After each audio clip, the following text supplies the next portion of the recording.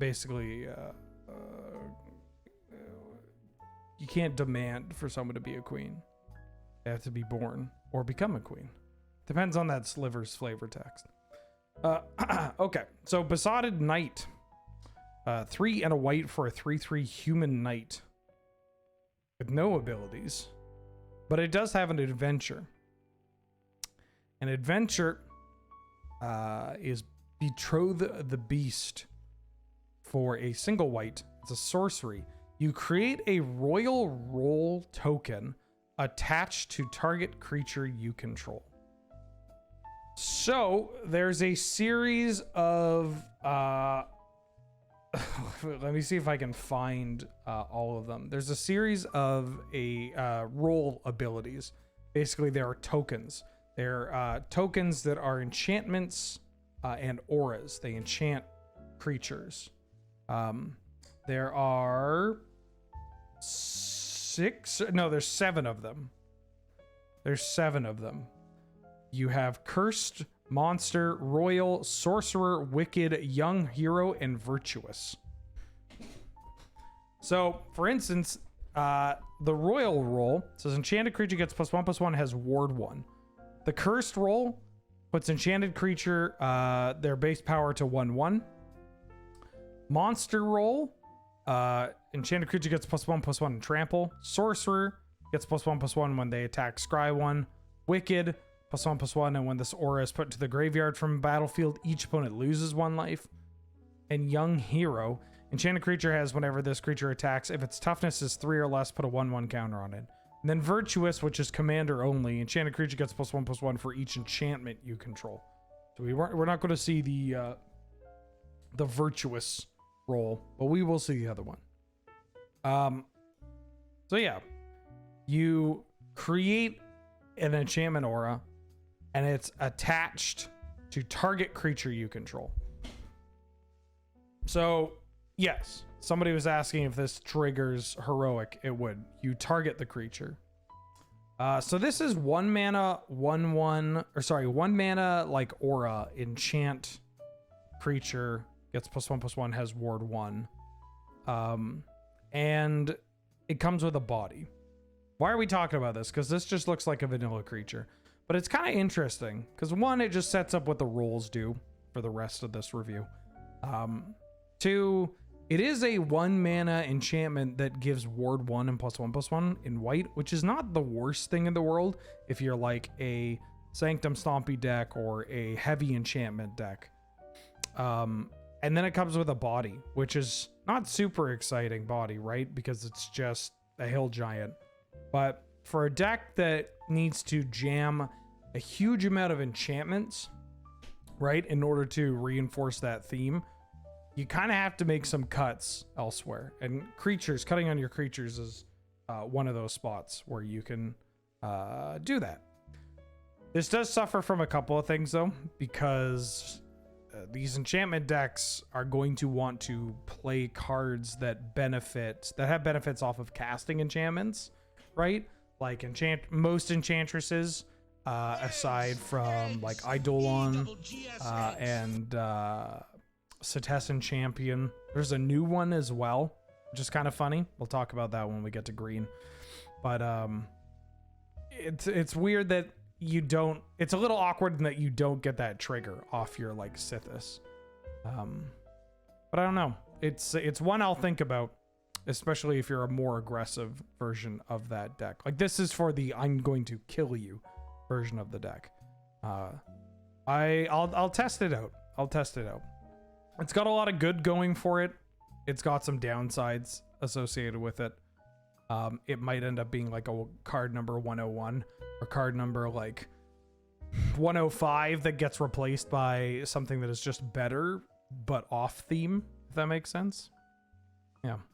More interesting than I thought Hill Giant would be. So Hill Giant in white. Cuddling Cat. Kyle, welcome back for the 35th month. How you doing? Shoutouts to Rathew. Rathew's doing their best. Rathew's going to eat good this set. There's a lot of rats. And we should really get a rat emote. I think we should get a Rathew emote I don't know what we should do for the Rat Thew emote, though. Like, what's the best... What should we do for a rat emote? I'm open to suggestions.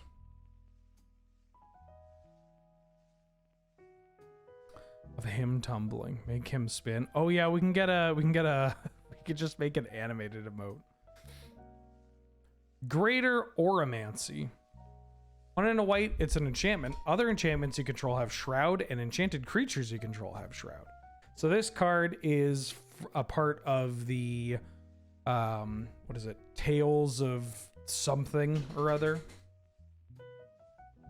Tales of the Crypt Keeper. What is it called? It's part of the bonus sheet. There's a bonus sheet in this set.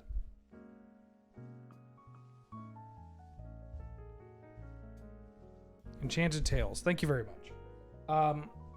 Yeah, there's a bonus sheet in this set of enchant. Just someone first chatter going Rat Thew lol is very good. That's the reaction we want. There's a bonus sheet. They're all enchantments. They are not standard legal, but they are going to be legal for Gladiator. This is very similar to the Mystical Archives or the retro artifact bonus sheet, etc. They're all enchantments, and a lot of them are pretty good. Some of them are pretty unfortunate. Pretty unfortunate. This card is a stinker. There's not a lot of mass enchantment removal that's being played. We don't have like a Bane of Progress. People play Ugin, obviously, but those are bigger mana decks. I'm trying to think of other ways, like Cyclonic Rift can clear the board, which we just got, which is pretty great. This card is real annoying to play against because enchantments are already pretty difficult to get rid of. Yeah, there's Farewell. But a lot of these cards, Farewell, Cyclonic Rift, they're expensive and they're not creatures. You know what I mean? Yeah, you can play Fade to History, but like, I'm looking for cards that are going to be able to get rid of these enchantments and also do something afterwards that aren't just like dead in a variety of matchups. Cyc Rift is pretty good, right? And Farewell is obviously kind of cracked. Like that card is just, I wish it didn't exist. So there are tools to get through this card once it lands. Obviously it doesn't give itself Shroud. Importantly though, we have Sterling Grove in the format. So you can Sterling Grove plus Greater Oromancy is like the classic, right? This is the classic, you're not touching anything I'm doing. And if they are pushing to get everything from Pioneer up on Arena by the end of Q4 2024 or whatever it was, you know, we're getting a Sphere of Safety sometime down the line. So this is a card that's going to be really cool and good for the enchantment decks immediately, and then moving forward, like if we get a full-blown Pillow Fort Enchantress deck, it's kind of hell. Yeah. Rampage the Clans. Yeah, I mean, there are things you could play. They're not great. But yeah, anyways, get ready for more cool and good enchantments. Like fucking Land Tax. Are you kidding me? 1 white for an enchantment at the beginning of your upkeep. If an opponent controls more lands than you, you may search your library for up to 3 basic lands, reveal them, put them into your hand, then shuffle. This card is so good. This is, yeah, that's what I'm talking. When are we getting Scroll Rack? When can I rack tax people in Gladiator? Land Tax is great. It's a card that I feel like a newer generation of player might only know through Canlander, or not Canlander, Commander. I'm talking about Land Tax, honey. Kiefer's favorite card, Magic the Gathering. They reprinted Land Tax. Kiefer asked why. It's the last card Kiefer would ever want anybody to reprint. Just the loud why. You could hear that why? Sick. I've seen Yeah, I've seen all the art for all this.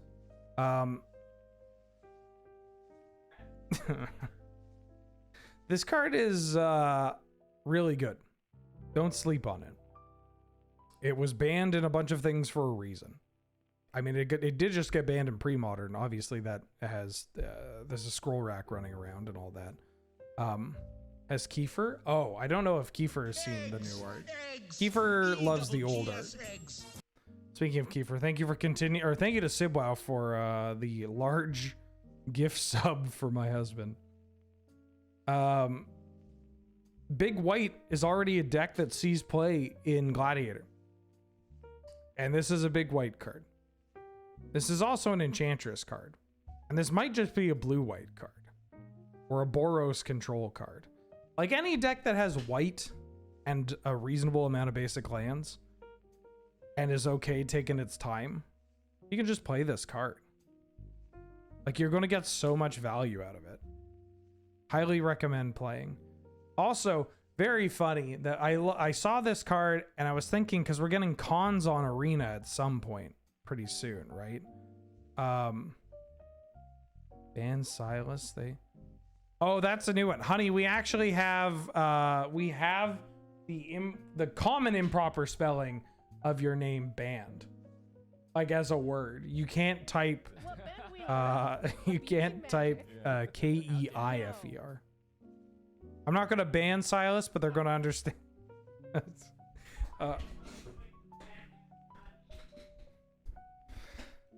Sarah Markov, welcome back for the 11th month. Hi again. Hey, how you doing? How you been?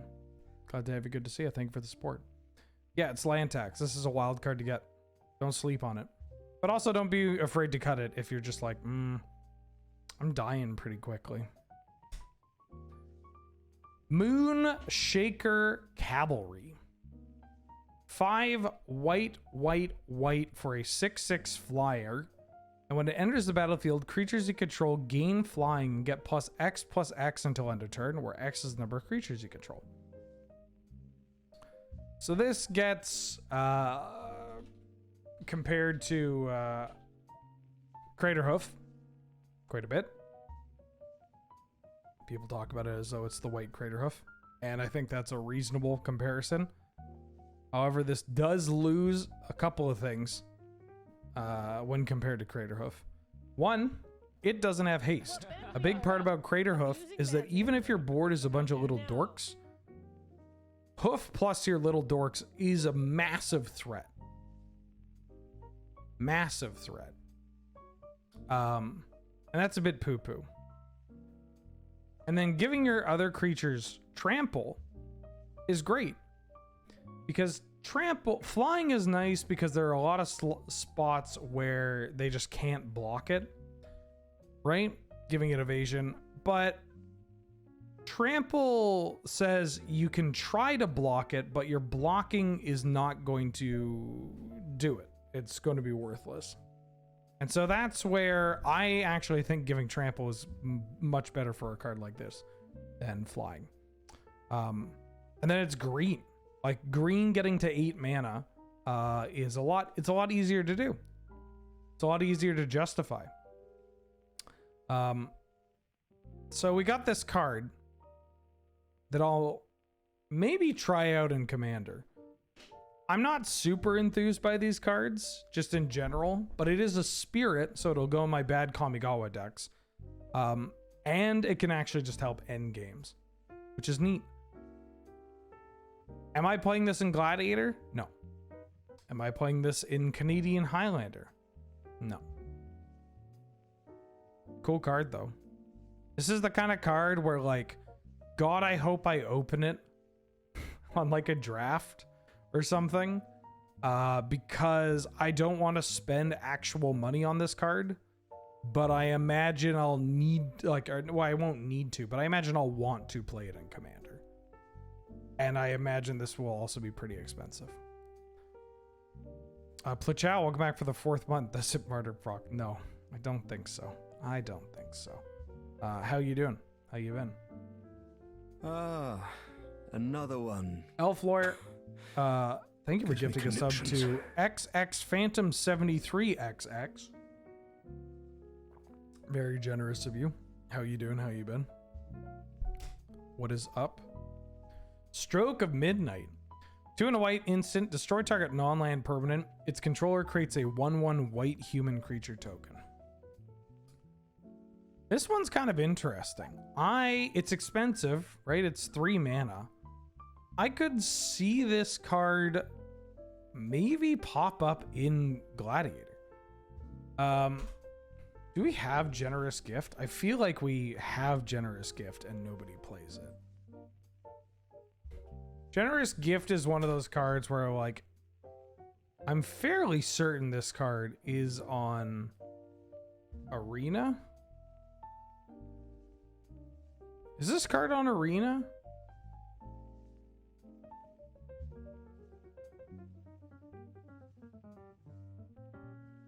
I can't remember if we actually have it and just don't play it. No, it's not on Arena. Great. So I think if we had Generous Gift, I don't think people would necessarily play it on Arena. But this card I could see people playing. I could see this card getting play. Doesn't blow up a land, which I guess makes sense if it's a standard legal set. But only making a 1/1 is pretty reasonable. Like, turning whatever your opponent has into a 1/1 is not that bad. It's not that bad. So I could see this showing up in big white or Boros. Maybe even give it a shot in white blue. But that's 3 mana for this. It's a little hard to justify for something like white blue when I'm just going to wrath a bunch of stuff. I do want to talk about this card briefly in Commander, where I think I'm playing both of these cards in Commander if I'm playing a white deck. If you're only playing one of them, I actually prefer Generous Gift. And not strictly because of the ability to blow up lands, right? Like, how often do you realistically blow up cards like Cabal Coffers or Gaia's Cradle or, you know, a big lethal animated land or whatever? You know, it depends on your circle, your play group, but it doesn't happen a huge amount of time.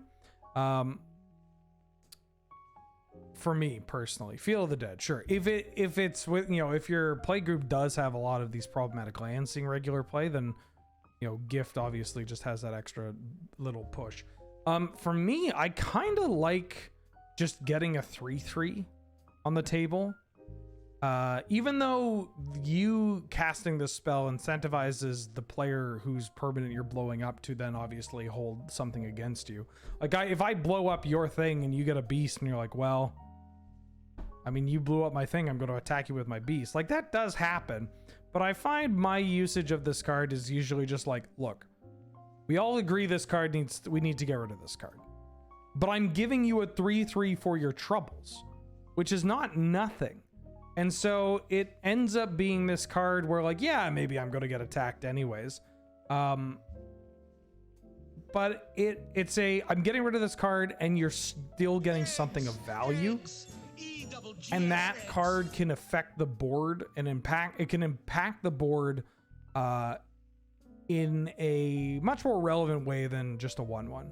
So I think I like Generous Gift more than Stroke of Midnight if I had to pick one, because Gift feels like a card that is obviously the most problematic scenarios get dealt with, and it feels like a card that doesn't it doesn't pin a player against you, right? I think that's a huge part about Commander that a lot of players either skip over or they don't put enough effort into.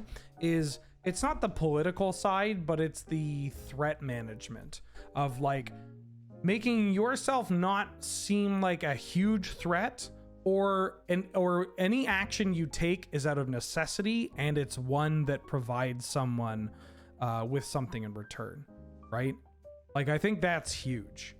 So yeah, I saw some discussion surrounding it. I also get the whole, like, if if you're not actually blowing these up and you only get one, you want to give somebody a 1/1 because 3/3 is just like a thing that can hold an equipment and kill people, then like sure, that's fine. I just think that there is beyond what's printed on the card, how players react and how players engage with cards like these. I think Generous Gift is one that I would just prefer to have. I'm likely playing both, but if I can only fit one, I'm still going to play Generous Gift. Rourke, welcome back for the Baker's Year. How you doing? How you been? Glad to have you. Good to see you. Thank you so much for all the support. Yeah, I'm likely playing both if I'm mono white, but if I'm like white X, like white blue or something, and I only get one, then I think I'm playing the gift. Farsight Ritual.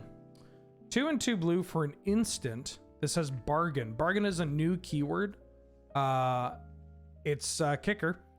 Not in the like everything is kicker, pushes glasses through forehead.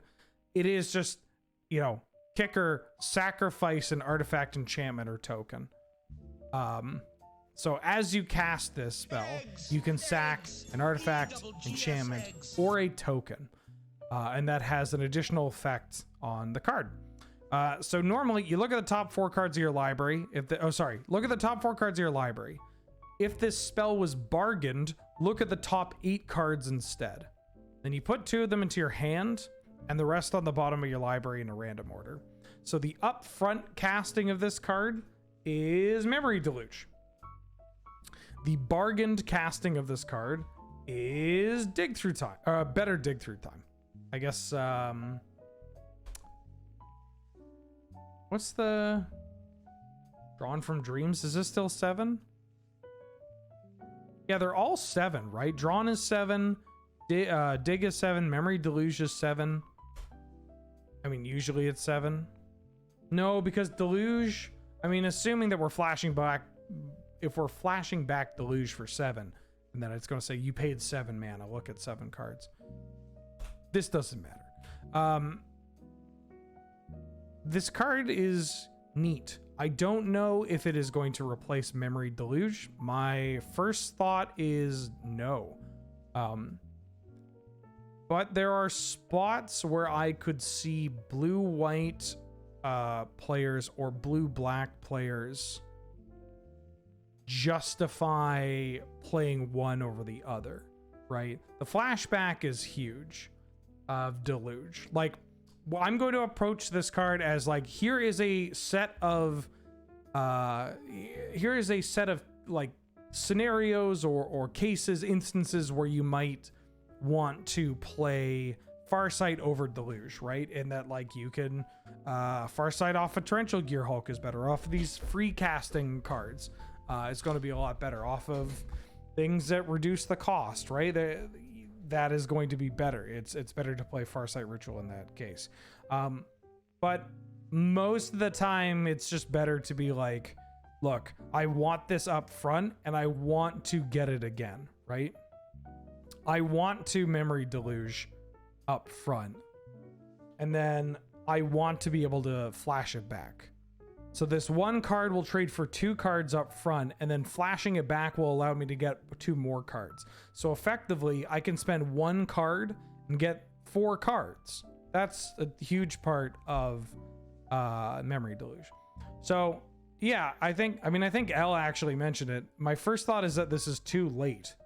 That's kind of my feeling, is that it feels a little too late, not just because Memory Deluge already exists, but because this card, like the tempo and the flow of Gladiator maybe has pushed beyond decks needing multiple copies of this card, especially when like, you know, no, not Behold the Yawn, Behold the Multiverse is like another card that could be a 4 mana draw too, but also just has different play patterns that let you sneak it in later in the game.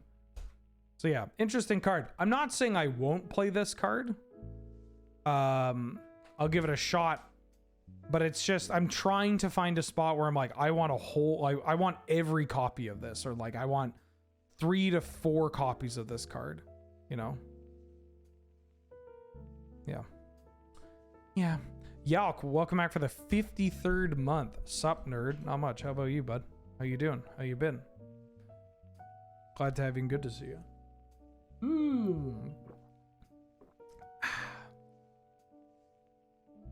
Frolicking Familiar.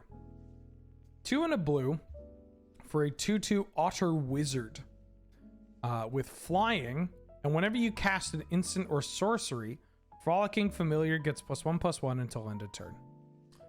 And then has an adventure of Blow Off Steam. For a single red instant, deal 1 damage to any target. So this has some kind of funny, like, Spike Field Hazard-ish vibes of, like, you just get this Spike Field Hazard that just turns itself into this creature, this otter that you could play.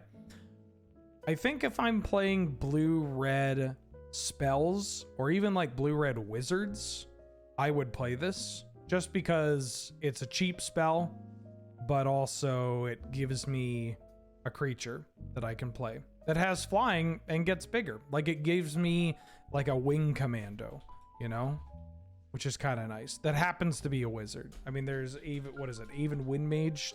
We have this kind of card already, but like, Adventure is a very powerful mechanic.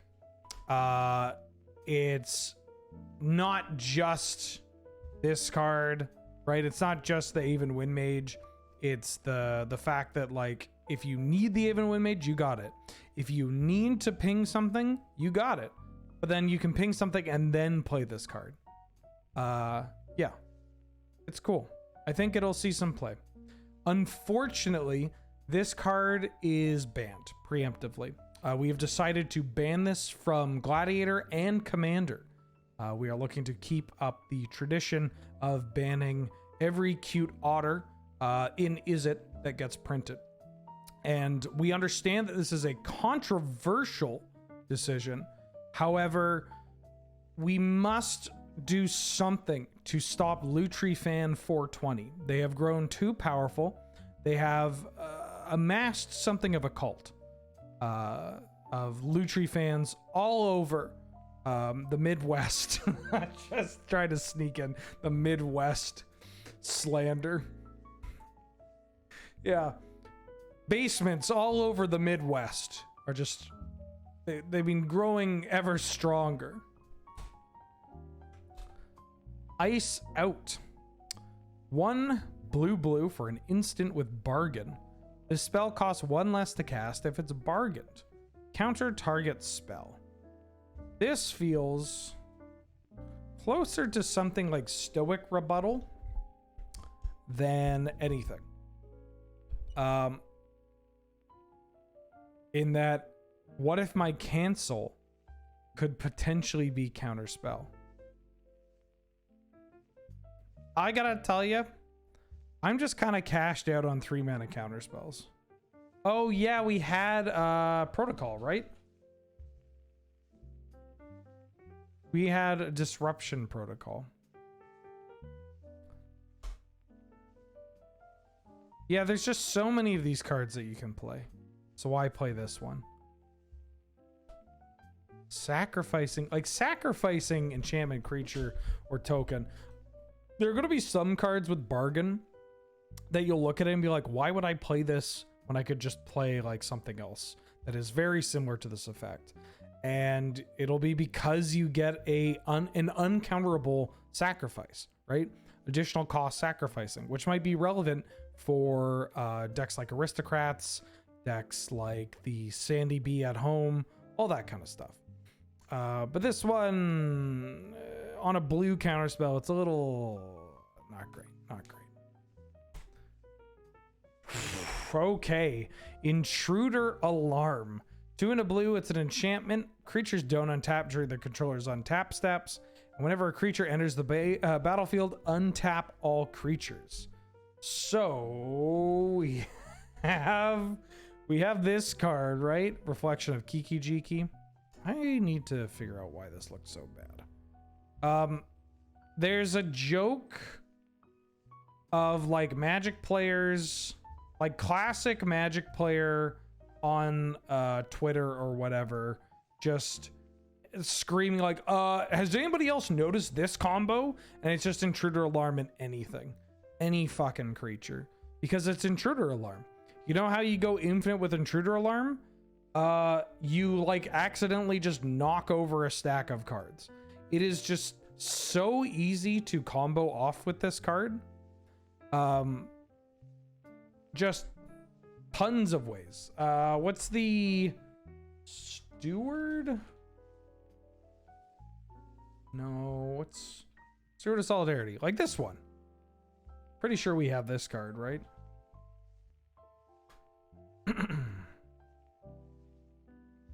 Yeah. We got Steward of Solidarity, for instance.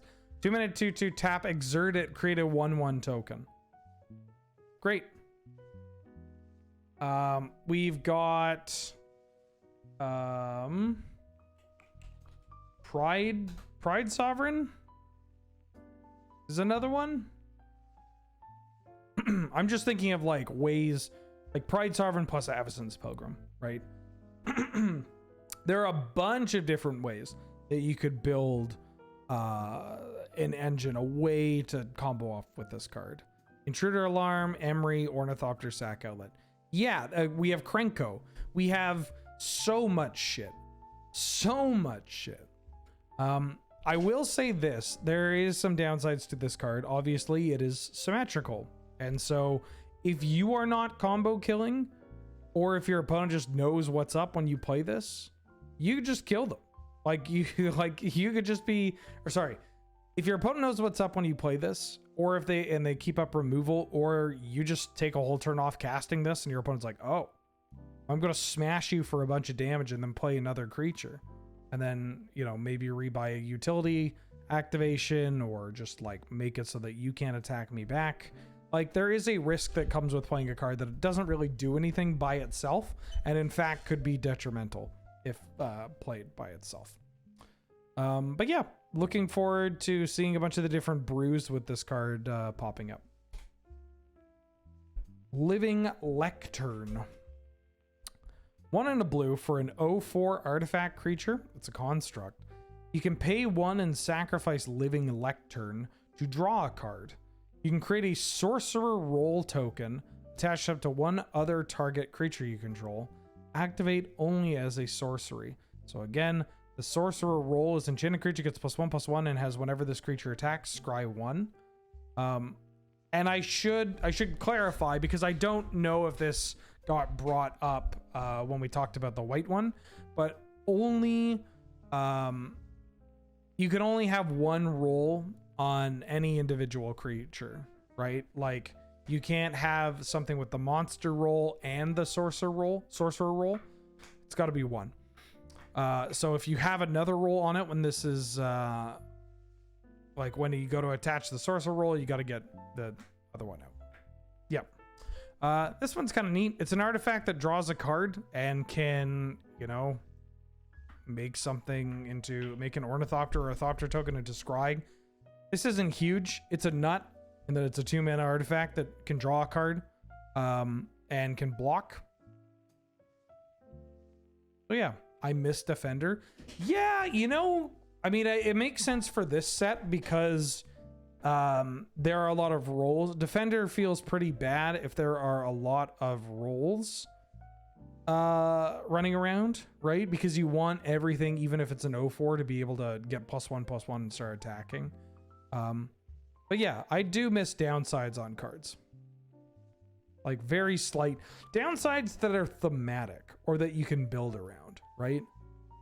Like Defender or Rotting Regisaur trigger, that kind of thing.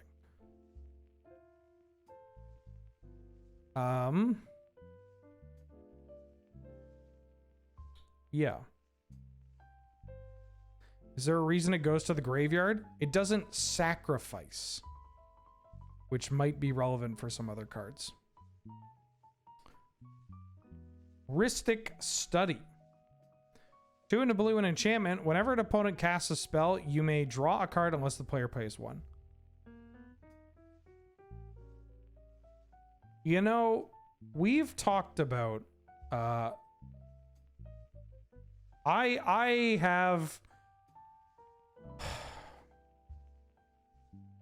There's something about merfolk that really does it for me in artwork. You know? There's something about merfolk that does it for me. I'm gonna, and admittedly, I actually don't mind the anime version of this card. And it's nice to find a version of this card that is going to be relatively accessible. And I think I finally have a way to replace my prophecy version of this card, which is going to be great. Going to be great. Yeah, you know what, Chunk? I'm trying not to make it sound like it's a horny thing, but it might just be a horny thing, and I'm not ashamed. I'm a 31-year-old man. What do I have to be ashamed of? What do I have to be ashamed of? A lot. This is an interesting card because in 1v1 it's better than it looks. There was a long period of time in Canadian Highlander where we should have been playing Rhystic Study. Like, this card should have been seeing some play in the slower blue decks. Because this just taxes, or even potentially combo decks. I know Robin was considering playing this card. I think he actually played this card in a couple of the combo decks, like the Storm variants, for a while. Which is, it sounds goofy, but it's just, you're just going to draw a whole bunch of cards off of it. Or tax their mana, which is pretty cool and good. Again, there's a chance that you just play this and it doesn't really do anything, or it doesn't do anything too impactful. But I'm willing to give it a shot. I'm willing to give this card a shot. I thought with Robin that was a mislabeled Rhystic Tutor. No, he played this card. Like, this is we had this discussion in paper. This was like 5 years ago, maybe. Yeah, it's a thing. It's a thing that's popped up. And I think he tried it in Blue Moon as well once. Yeah. This card isn't just a commander card. There's some real gas to be playing this. So I would recommend people giving a shot playing this card in 100 card 1v1. Yeah. Kindred Discovery. 5 mana enchantment. Didn't we get this? Because this was in Boulder's Gate. Yeah, we already have this card. Sleight of Hand. I've been waiting so long to get to talk about this card. So long to talk about. I am so excited. 1 blue, sorcery. Look at the top 2 cards of your library. Put one of them into your hand, the other on the bottom of your library. More cantrips. They've listened. They've recognized that, hey, wait a minute. Sleight of hand? Kind of mid. We can give it to you. Just give us more cheap cantrips. Please, I'm begging you. And now that Preordain is unbanned in Modern, we might be able to get Serum Visions or even Preordain. If Preordain is unbanned in Modern and Serum Visions is just like a pretty bad cantrip, we might see Serum Visions in a standard legal set. We might even see Preordain in Modern Horizons 3. So things are looking up for blue mages, which is good. It's about damn time. We need to hit our land drops. Please, I'm begging you. Yeah, this card's great. It's sleight of hand. Gavin watching my stream. Spreading Seas. Oh, I didn't even talk about how we're getting Modern Horizons 3. Yeah, that's a pretty big deal. I mean, I talked about it on Tap Tap Concede, but Spreading Seas. 1 and a blue. It's an enchantment. It's an aura. Enchant land. When Spreading Seas ETBs, draw a card. Enchanted land is an island. So this card's generated a lot of chit chat because it is pre-banned in Historic. Obviously, not banned in Gladiator. This card's pretty good. I look forward to playing it in blue-based control decks because, you know, it draws a card and it mucks a triome. Or playing it, yeah, I like it with Enigmatic Incarnation. I mean, I can't believe they had to last minute add this card to the set to stop my Maze's End terror. Like, I get it. Maze's End is the best deck in the format. I mean, this is going to sound like I'm trolling to people not... What the hell happened? Where did my... There we go. This is going to sound like trolling. Because Maze's End is actually just like the best deck in Historic, right? It's like one of the top decks in Historic. It just turns out that casting Primeval Titan as soon as possible is like the best thing to do. And this card is pre-banned in Historic. That's so funny to me. Like, that...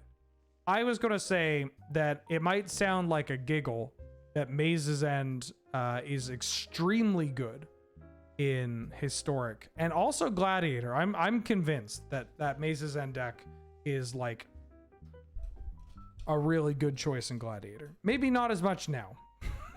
But like, you know. Yeah, they're banning it on principle. It's not a fun card to play against.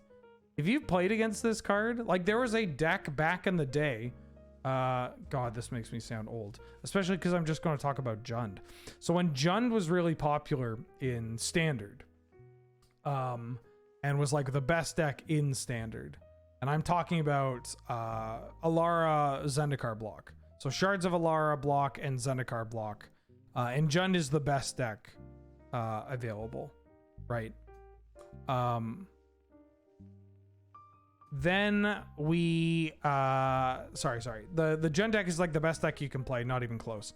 And there was another deck that was a Jeskai control, like you could play a Jeskai control deck that actually had game against Jund because it ran 4 copies of Spreading Seas. And so that's a format where you were playing tapped tri-lands and Spreading Seas on the first tri-land, Spreading Seas on your second tri-land.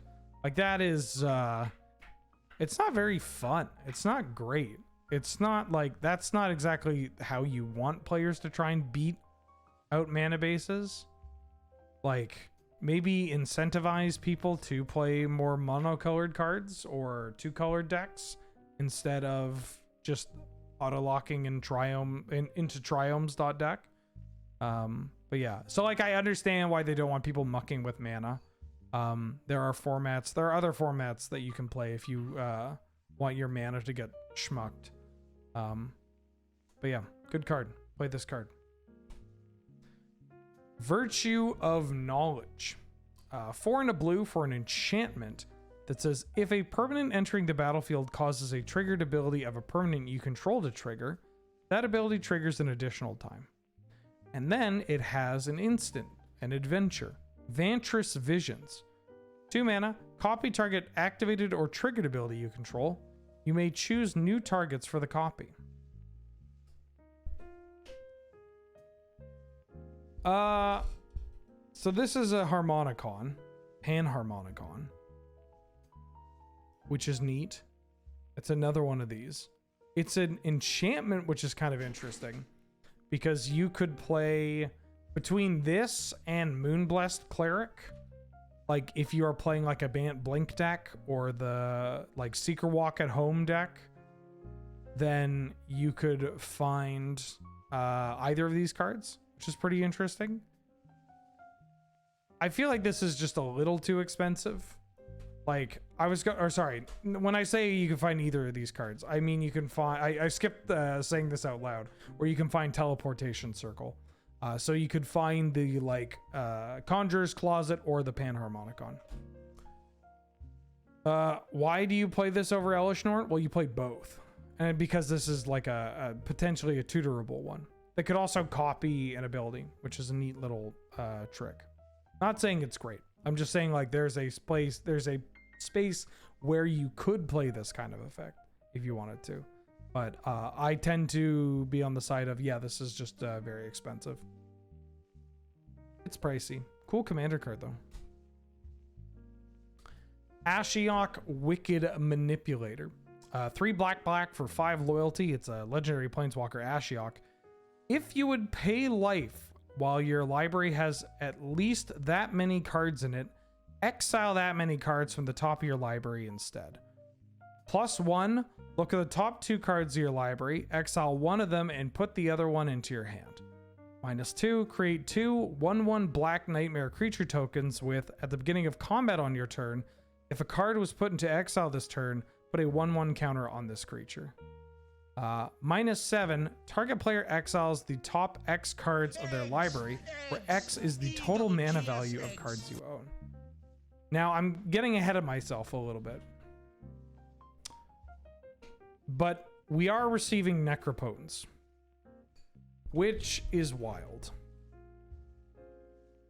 I can't believe we're getting Necro. We'll talk about that when we get to there. But it is very funny that we are getting, like, if you pay 1 life to Necro, and instead you exile that many cards. So whenever you activate Necro, you can just exile the top 2 cards of your deck. One gets pitched, one you'll get later. Ashiok plus Necro plus Thoracle. I mean, if you have them all in play, great. If they're all in your deck, you don't get to see. You get to see what you're exiling to Necropotence, I guess. So yeah, you can tell that. Yeah. Oh, or just exile your whole deck, cast Thoracle. Okay, that's 3. That's a that's a 3-card 10 mana combo. But yeah, I like where your heart is at. You know. Yeah, this card is pretty good. That static ability on 5 loyalty and just like a +1 that draws some cards. -2 making 2 blockers is also pretty neat, even if it puts it in bolt range. And then I guess this ultimate can't just kill you, which is pretty neat. Notably, it's pay life. This only works on pay life. If you would pay life, do a thing. So while Necropotence is pay 1 life, you get to do the thing. You get to replace it. Something like, oh, of course, fucking thanks. My keyboard's in French. Oh. Something like Night's Whisper, Sign in Blood. You're just going to lose life. Painlands deal damage to you. Glacial Chasm? Yeah, Glacial Chasm is pay 2 life, I believe. Yeah, it's pay 2 life. Pay 2 life. Yeah, there's a bunch of cool stuff that you could do with this card. It's also a 5 mana enchantment. Or not enchantment, 5 mana Planeswalker. That's pretty expensive. So I'm not thinking about this. I mean, there might be some Canlander combo applications for this card. Like you could throw this into 2-card Monty with like mono black 2-card Monty or mono black A+B. And it could do something kind of goofy for Canlander. But I'm thinking about this mostly for Gladiator, where it's just, there are already some big cards, there's already a mono black deck, and we're getting Necropotence, so cool card. Urshibar, welcome back for the 21st month. How you doing? How you been? Glad to have you. Good to see you. Thank you so much for all the support. Don't think you can activate Reservoir unless you have the 50 life to pay. Yeah, that sounds about right.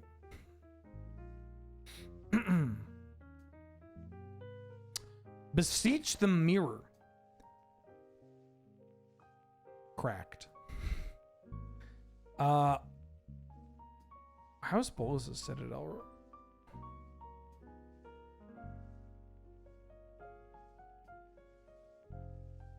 Yeah, Bolas' Citadel is pay life. So for 11 mana, 2 permanents, you can pop off. Beseech the Mirror. 1 black, black, black for sorcery with bargain. Search your library for a card, exile it face down, and then shuffle. If this spell was bargained, you may cast the exiled card without paying its mana cost if the spell's mana value is 4 or less. Put the exiled card into your hand if it wasn't cast this way. This card's pretty good. This card's pretty good. I have mostly been thinking about this card through Canadian Highlander, where you can just sacrifice your tapped Chrome Mox or your Mox Diamond, or I don't know, you sacrifice squandered resources after you've already sacrificed all your lands. Sacrifice your Mana Vault if you're on a Mana Vault spread. Not many decks are on the Mana Vault spread, but you know, I'm just saying, you got a bunch of shit that you could do. And then go and find your Yawgmoth's Will. Go and find your, I mean, you can find Underworld Breach. You can find, Gaia's Will is something that I've seen pop up, which is kind of funny. Not relevant for us, but because we have access to Yawgmoth's Will. You can find your Tendrils too. Yeah. There's a bunch of shit that you can do with this card. It's pretty strong. It's pretty strong. Probably gonna have to be mono black.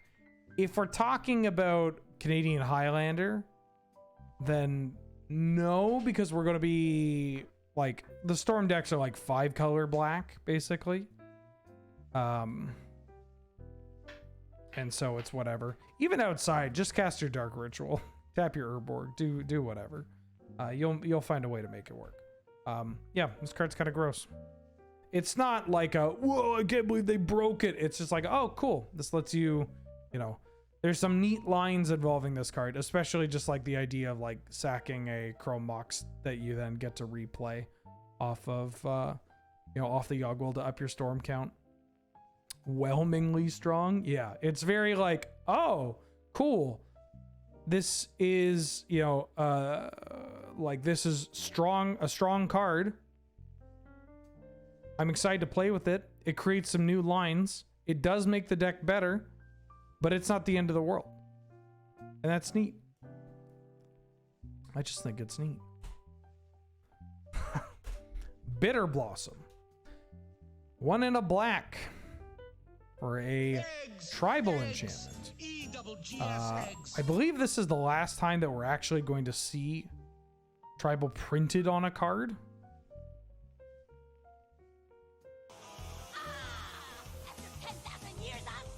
Please say, holy shit. Alexander the Fine, thank you for the $20. Please, I have 2 Dragon Sons that need help with their mana and or creature count. They're so cold. Oh, yeah.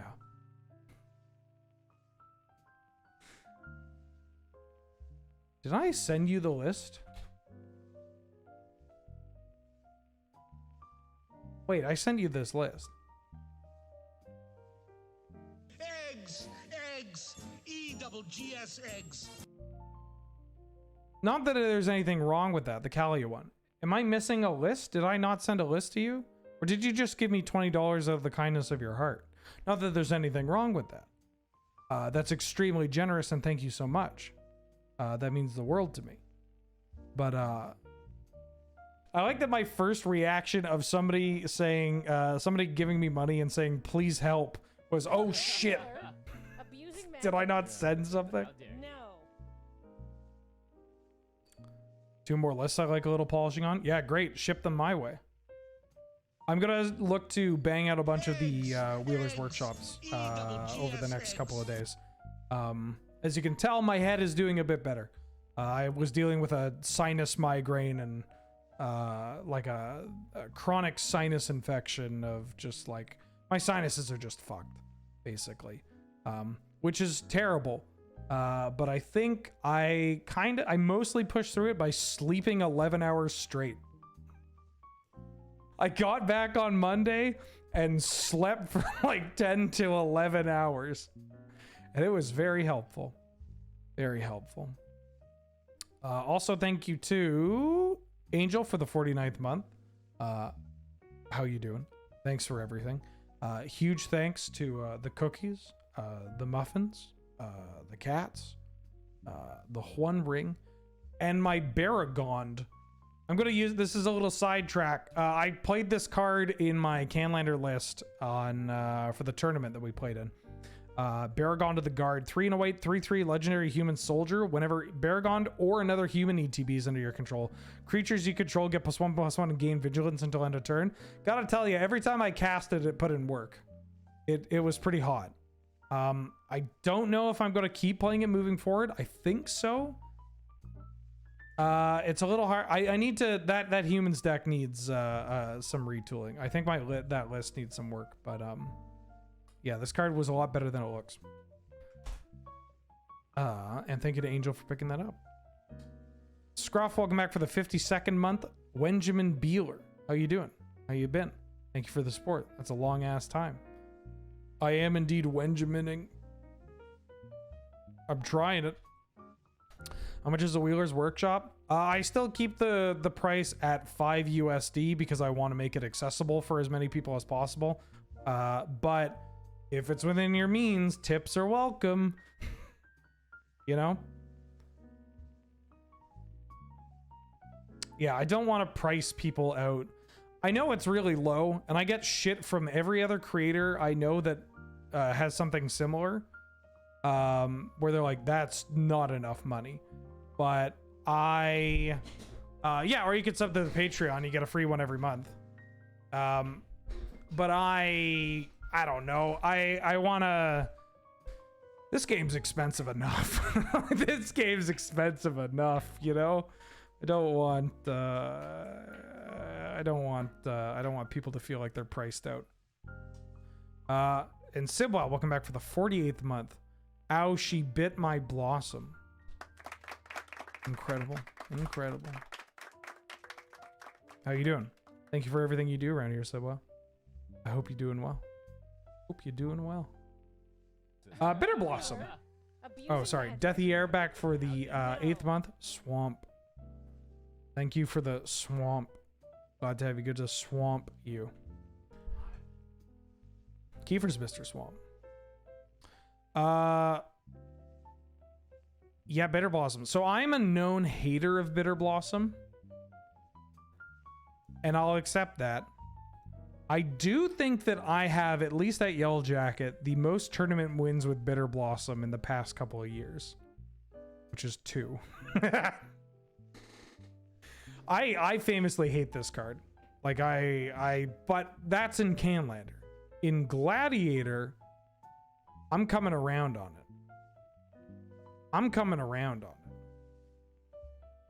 I mean, we haven't had it in Gladiator. Different format, you know, obviously.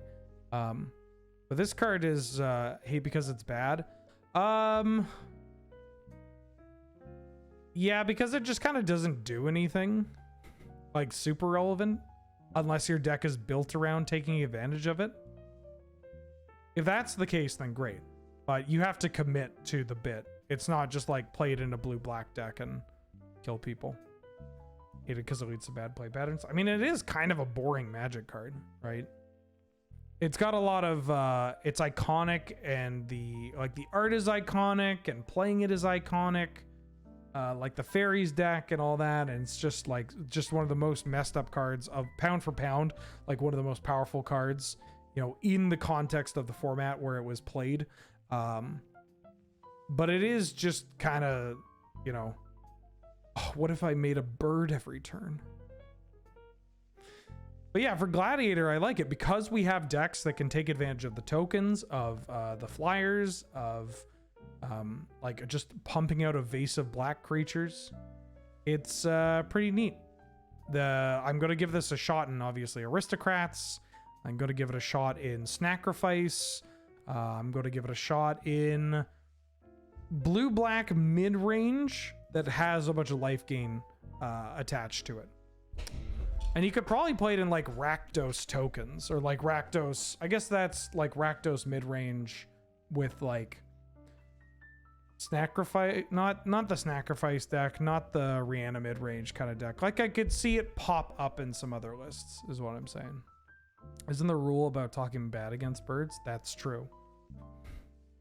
If you try to pick apart every little, you know, Wheelerism and clashing of ideas here, it's gonna just be very confusing, or or lead you down some paths that are pretty terrifying.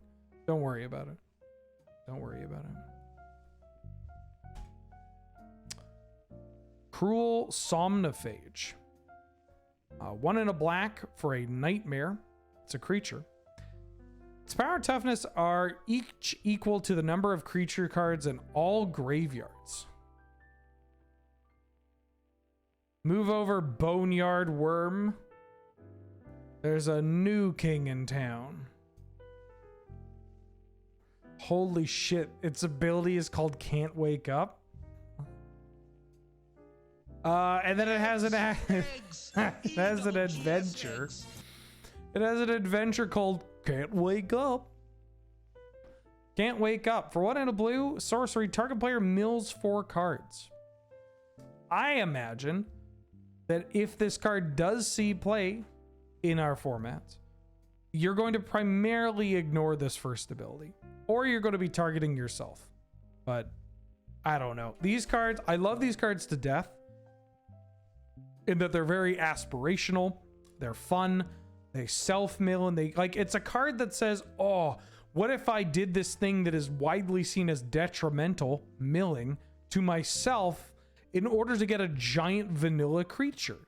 That's fun, right? That's cool. That's literally my Jared. That's literally my Jared deck. It's just every single Boneyard Worm Mortivore kind of card and just self-mill, and you just hit them with big vanilla donkeys. Like, that's fun, right? A little peeve that I can't play this in my Jared deck, but that's okay. That's fine. We'll get past it. I'm an adult.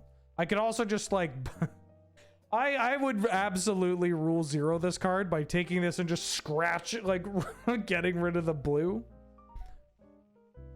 Just drawing over it. Doesn't this have an adventure? I don't know what you're talking about. Nope. Yeah, it's just kind of a vanilla creature that could just be dead when you play it. It's these cards are never very good, but they're always really cool to look at. That's it. Thanks for listening. Rami, welcome back for the 48th month. How you doing? How you been? Abusing magic. Yeah. Glad to have you, and may I say good to see you. What up? Thank you for all the support. And Rusty Venture. I need to rewatch the Venture Bros because I haven't seen the new season, but thank you for reminding me. And thank you for subscribing for 9 months. How you doing? How you been? Glad to have you, and may I say good to see you. Fairy Dream Thief. 1 black for a 1/1 fairy warlock with flying. When Fairy Dream Thief, enters the battlefield, surveil 1. And then you can pay 2 into black to exile it from your graveyard and draw a card, lose 1. This is just like a Boggy Boys card. It's just a Boggy Boys card. If Big Gay Julia ever starts playing Gladiator, Boggy Boys and Gladiator, or sleeving up Highlander again, I hope they'll I hope they'll stumble upon this card, because it's does this go in fairies?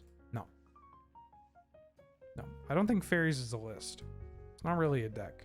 I mean, you can maybe try to build it in Highlander. There are some cards. We gotta wait for the whole set to talk about it. But yeah. Does it go in warlocks? Absolutely. This is a slam dunk for warlocks. Grave Pact. 1 black for an enchantment. Whenever a creature you control dies, each other player sacrifices a creature. So Grave Pact is a fucked up magic card. It's one that I don't know how many people have had the pleasure of playing this card in limited, because it's fucked. If you've had to play against this card in limited, oh my god, you are not playing Magic. I don't know if they've actually put this, have they put this into, it's in Commander Masters, which that's a bit different. But yeah, 10th edition, it was in core sets for a while. 8th edition Grave Pact has some of my favorite art. As a teenager, it was some of my favorite art, because it's just so, it's very funny to me. I'm gonna put it on the screen because I really like it. But this card's a lot better than it looks. I know it's a 4-mana enchantment that screams of commander cards, but this card is like I'm not going to use this word lightly. It is unbeatable in certain matchups. Like you can't get out from under it. It is so oppressive when it gets going. Obviously, the triple black pips makes it a bit difficult, but that's fine. We can work around that. We're getting Dictate of Erebos already, right? It's from Theros. We have to get it, and it's a 5 mana card. So like, this is obviously a bit more expensive, but look at this Grave Pact art.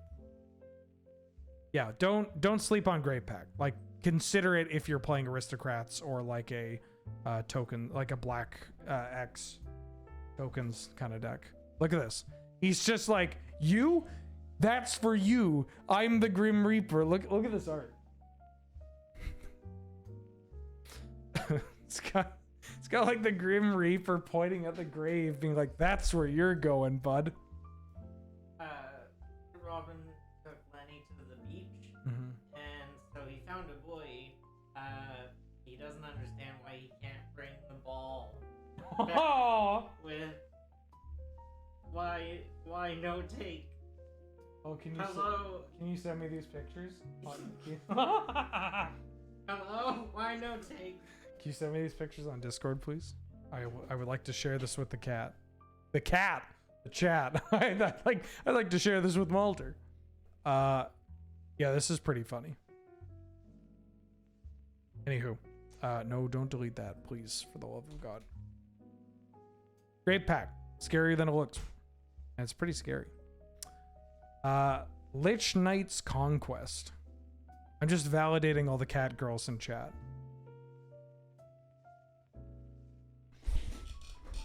Chat, you're kind of like my cat. You yell at me. That's it. That's just the whole joke. Lich Knight's Conquest.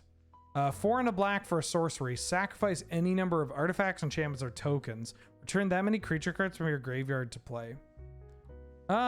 This is a tough sell for me. It has an extremely high upside. And in a build around, like, I can see a world where I would have a deck that can meet the qualifications of like having a number of tokens or enchantments or whatever to sack, and can also just have a graveyard full of cards that I want to get back, right? And it is nice that this is all, as Pi was mentioning, this is like reprocess and that it's on resolution. I don't know why I mentioned a card that's, over 20 years old as my example here. But yeah, it's an appealing effect. It's an explosive effect that you can like see a world where you can set this up. I don't know if this card's going to show up at all.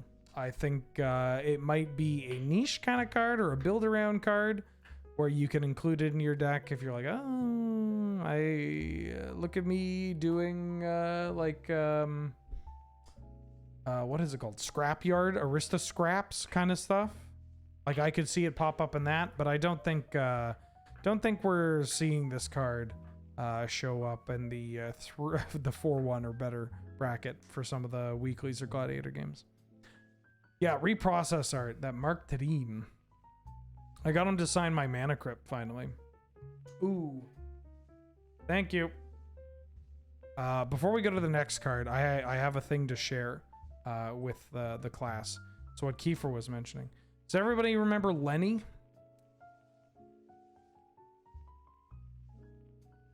My sister-in-law's dog, Lenny, who likes the balloons. The dog with the balloons, yeah.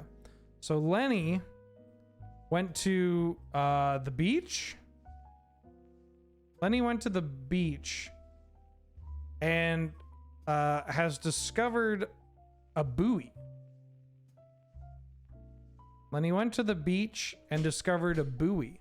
Also, can you send me on Discord the anime eyes, Lenny? Thank you. That's like an unpoppable balloon. That's where I'm going, Sibwa. So Lenny discovers a buoy on the beach, which is a ball and or balloon, and decides to like pick it up and is trying to take it for himself. But for some reason, I mean, he doesn't understand it.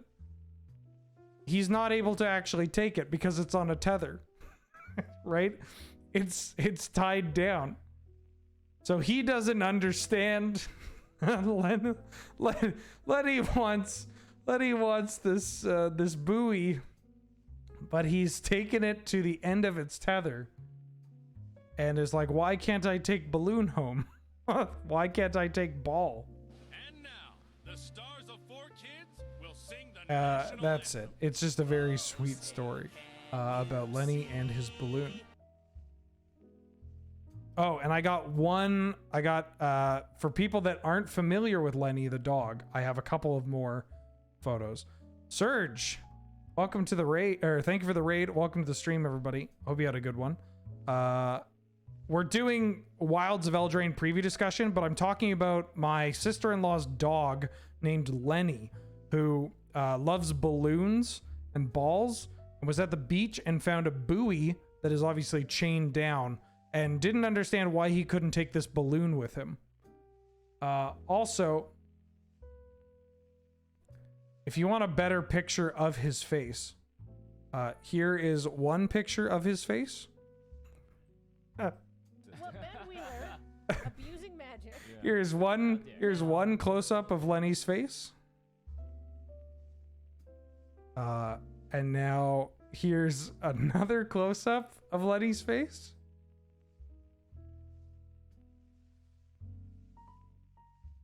Oh.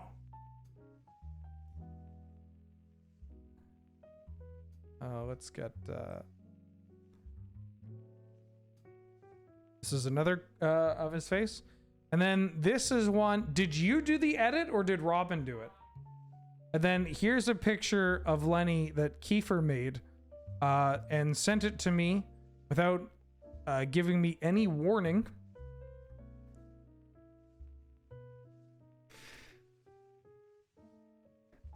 And my sister-in-law liked this edit so much, she changed her profile picture. She changed her profile picture on was it on Facebook or Discord or whatever?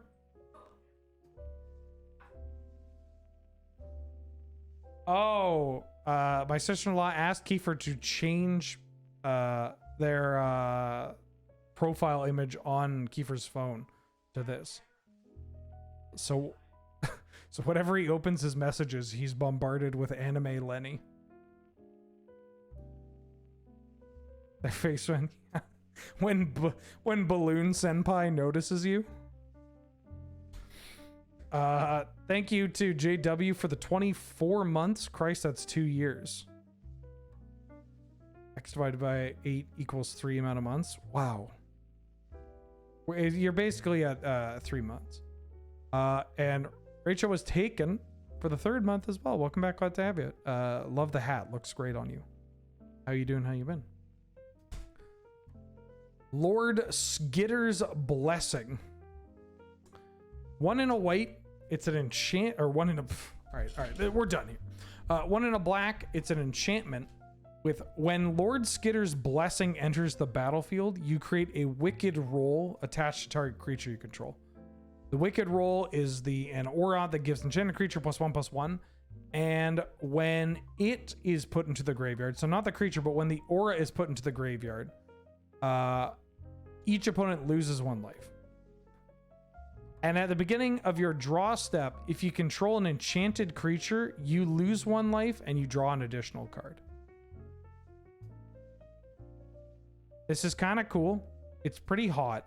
I worry about getting this going. Like, how do I get this on a deck that is going to consistently have a creature that is enchanted, that is also in black? Are we Sanctum Stompying in Abzan? I mean, we could. I don't hate it, but it seems a little more difficult going into Abzan than going into any other color combination. Yeah, and it also, you need the thing to survive. This has a really high upside, right? really high upside, and I could see this card just like running away with a game.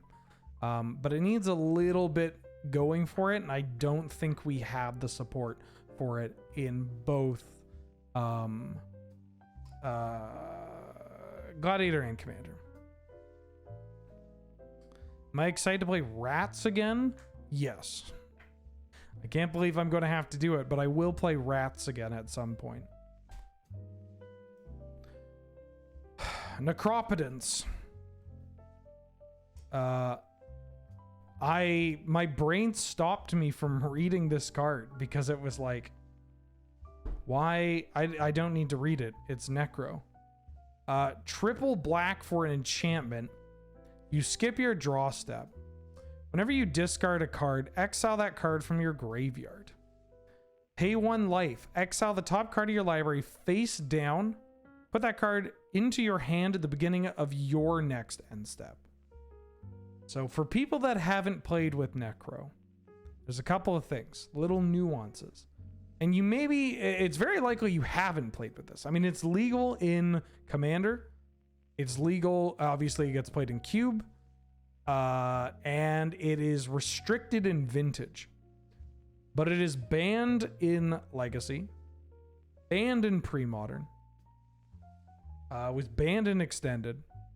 Unless you're extremely old and you played an old Necropotence. Then I guess all I need to know is how's your back doing.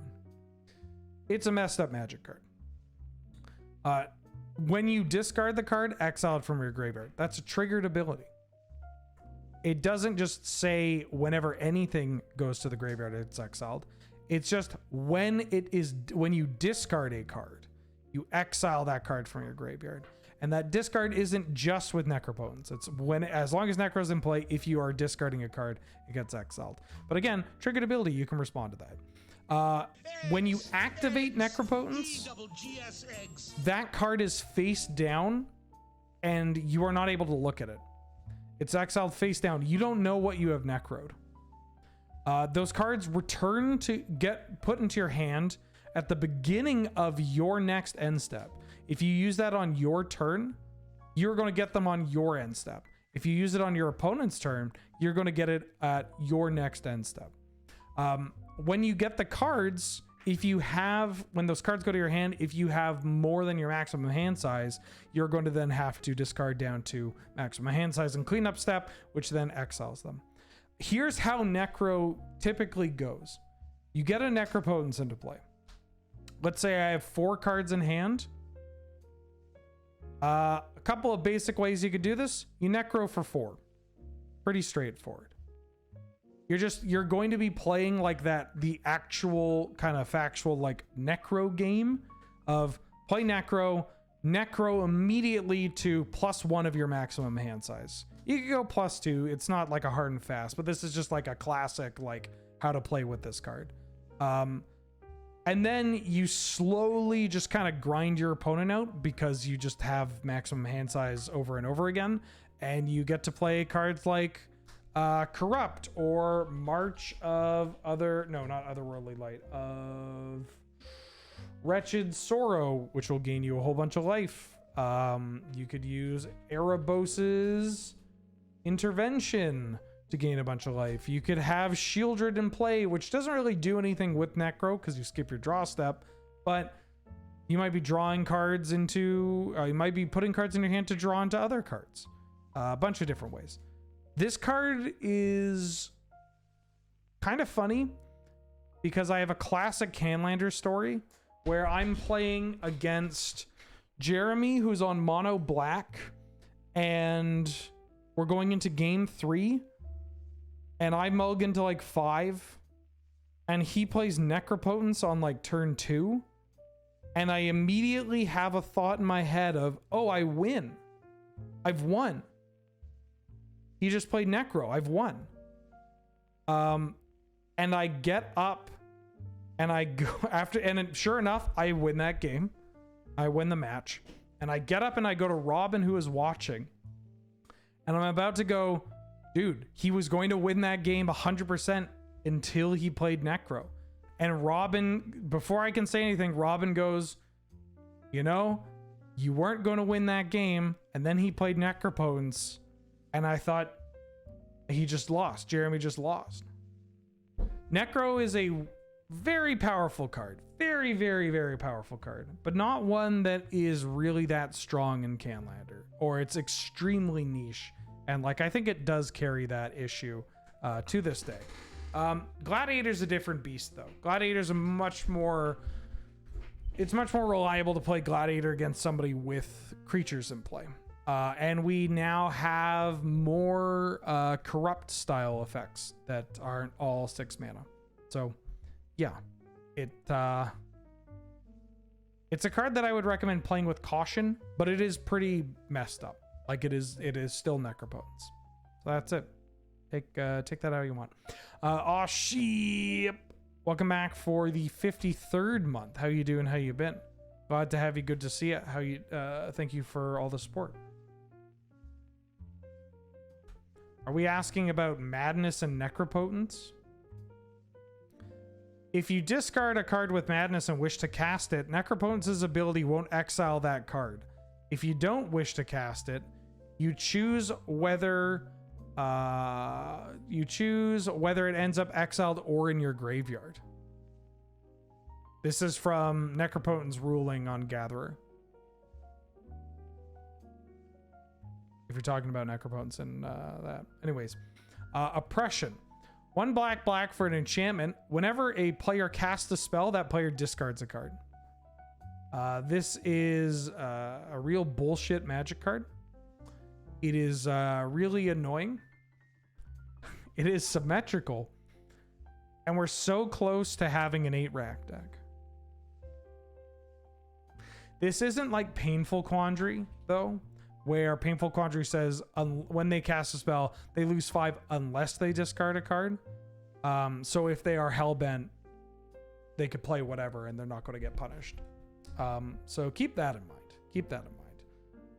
But this is not a card that I would recommend sleeving up if you're looking to win as many games as possible. But if you're looking to make everybody's experience miserable, then hey, it's here.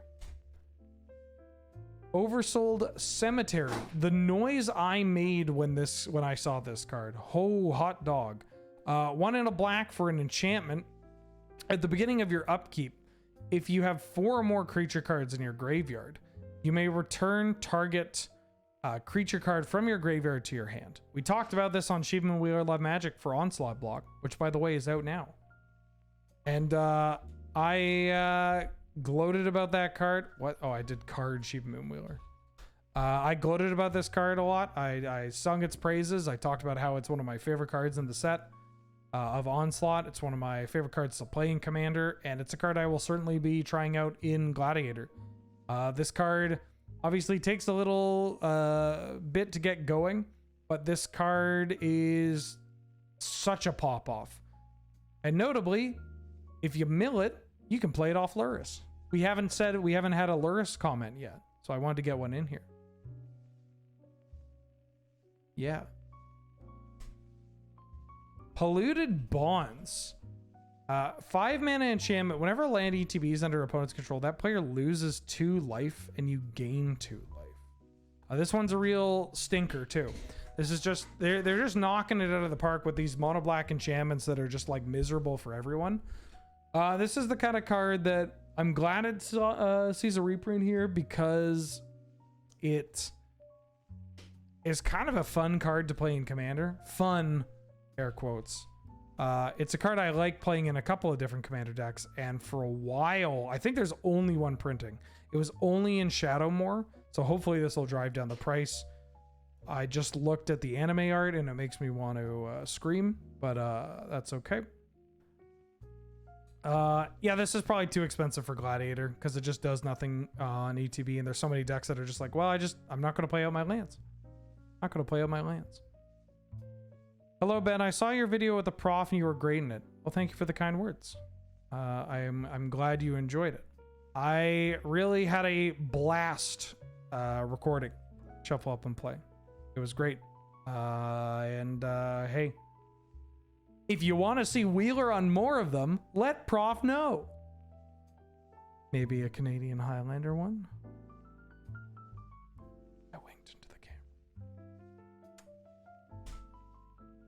Rat out. The only real downside is I didn't get to cast a Sylvan Yeti on camera. True. Did it get into the final cut? I haven't watched the entirety of it. But I remember on filming showing everybody Sylvan Yeti and being like, look at this. This is a face only Richard Garfield could love. Rat out. Single black instant. Up to one target creature gets -1/-1 until end of turn.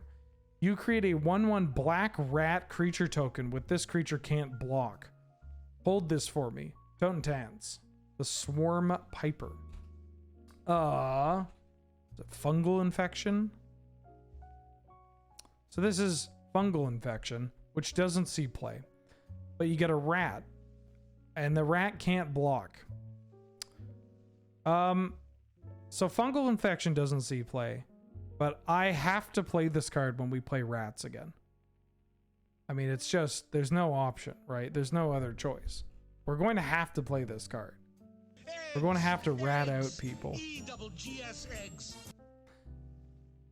Snitches get stitches, but I'll rat people out. Bullseye, welcome back for the 31st month. How you doing? How you been? Oh, Christ. What is it, the rat? Glad to have you. Good to rat you. Thank you so much for all the rat. Sanguine Bond. The name's Bond. Sanguine Bond. And everybody clapped and laughed. 3 black for an enchantment. Whenever you gain life, target player or target opponent loses that much life. This is a card that I initially, when I saw it, I was like, oh, don't we already have this? And no, we don't. But we have Exquisite Blood. So if you don't know, this is like a classic commander combo of Sanguine Bond, Exquisite Blood. Whenever an opponent loses life, you gain that much life. And whenever you gain that much life, target opponent loses that much life. We also have Veto. This helps no one. What the fuck? What is this Veto promo? It's my cousin, Veto promo. Veto says whenever you gain life, target opponent loses that much life. So it does Sanguine Bond. So there's some redundancy in the combo, and now we have the 2 pieces that are a little more difficult to interact with. It'd be really neat to try out a black-green X Enchantress combo. Probably Abzan Enchantress with some combos in there. There's another card that is on this sheet that combos that we didn't have before that I'm pretty excited to talk about once we get there. So yeah, cool addition. Warehouse Tabby. I love this art. It is so good. 1 black for a 1/1 cat.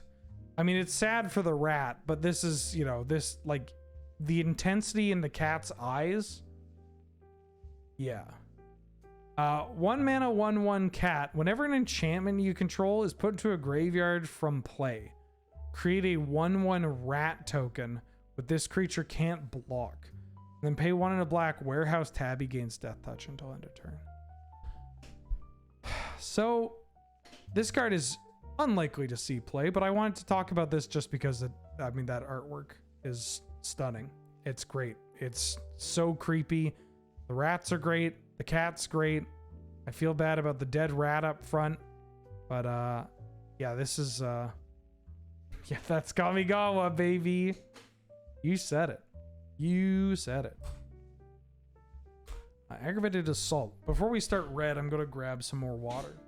Oh, I have a cool announcement for all you rodeo diehards.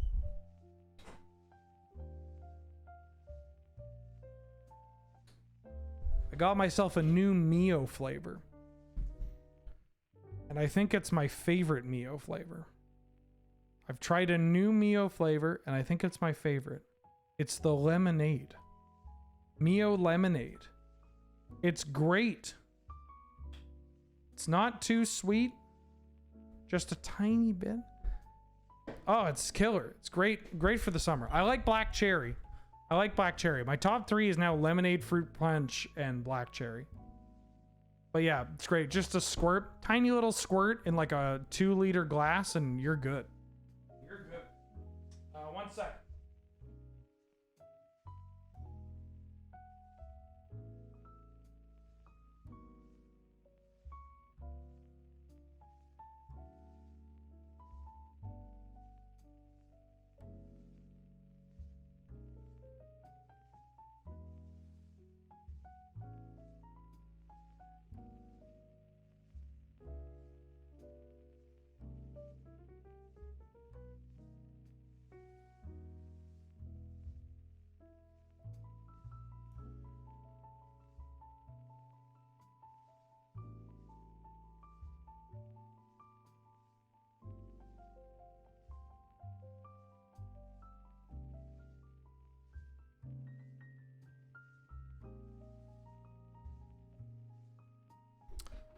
Okay.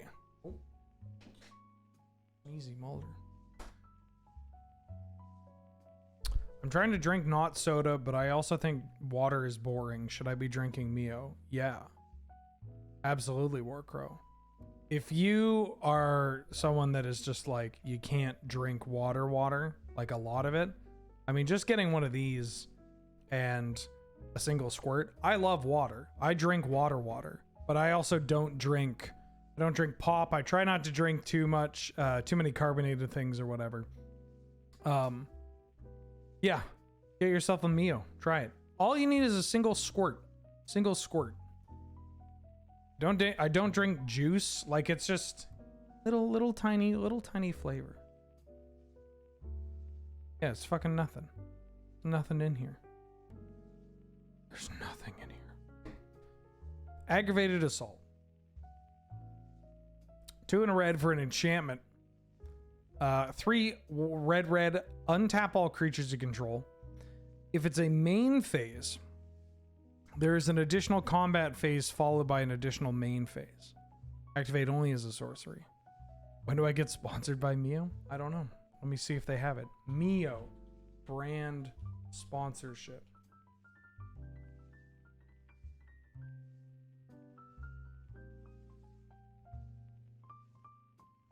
Mio Liquid Enhancer sponsorship.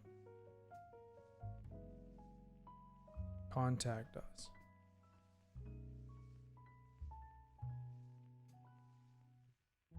All right, I'll tell you what, I'll send Mio an email. It's great. Single-handedly keeps me from drinking Diet Coca-Cola or other carbonated beverages or sugary beverages. I'll shill. Anywho, if you have creatures that can tap if you have creatures that can tap for 5 mana, you might be a red deck. I mean, if you can make this mana cost work. And then you can go infinite. This card is kind of goofy. It can go infinite with some mana producers, treasure generators. You can, it's another combo card, right? How would this get activated not during a main phase? I don't know.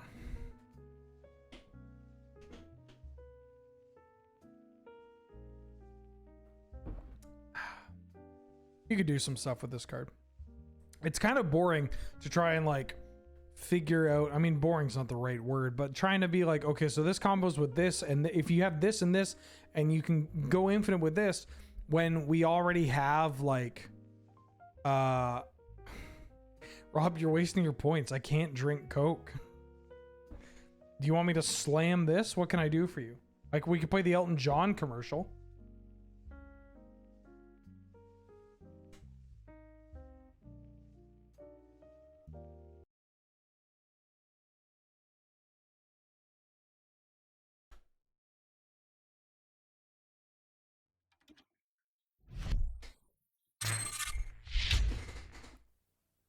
There's just one, and there's no mistake in one. No way of faking it one. Hello, Joe. What do you know? There's just one Oh God. for that Oh. reattraction one. Why did I do this? For the satisfaction one. Just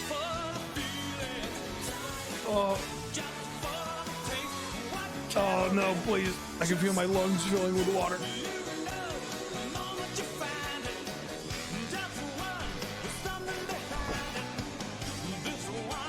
Oh god. Oh god, my kidneys. Oh. Alright, let's sample a bottle. I'll make it two. One for you and one for me. Now we getting warm. Diet Coke.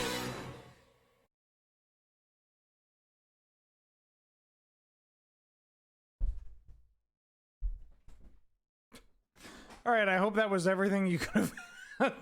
I hope that was everything you could have asked for. Oh, did this make this?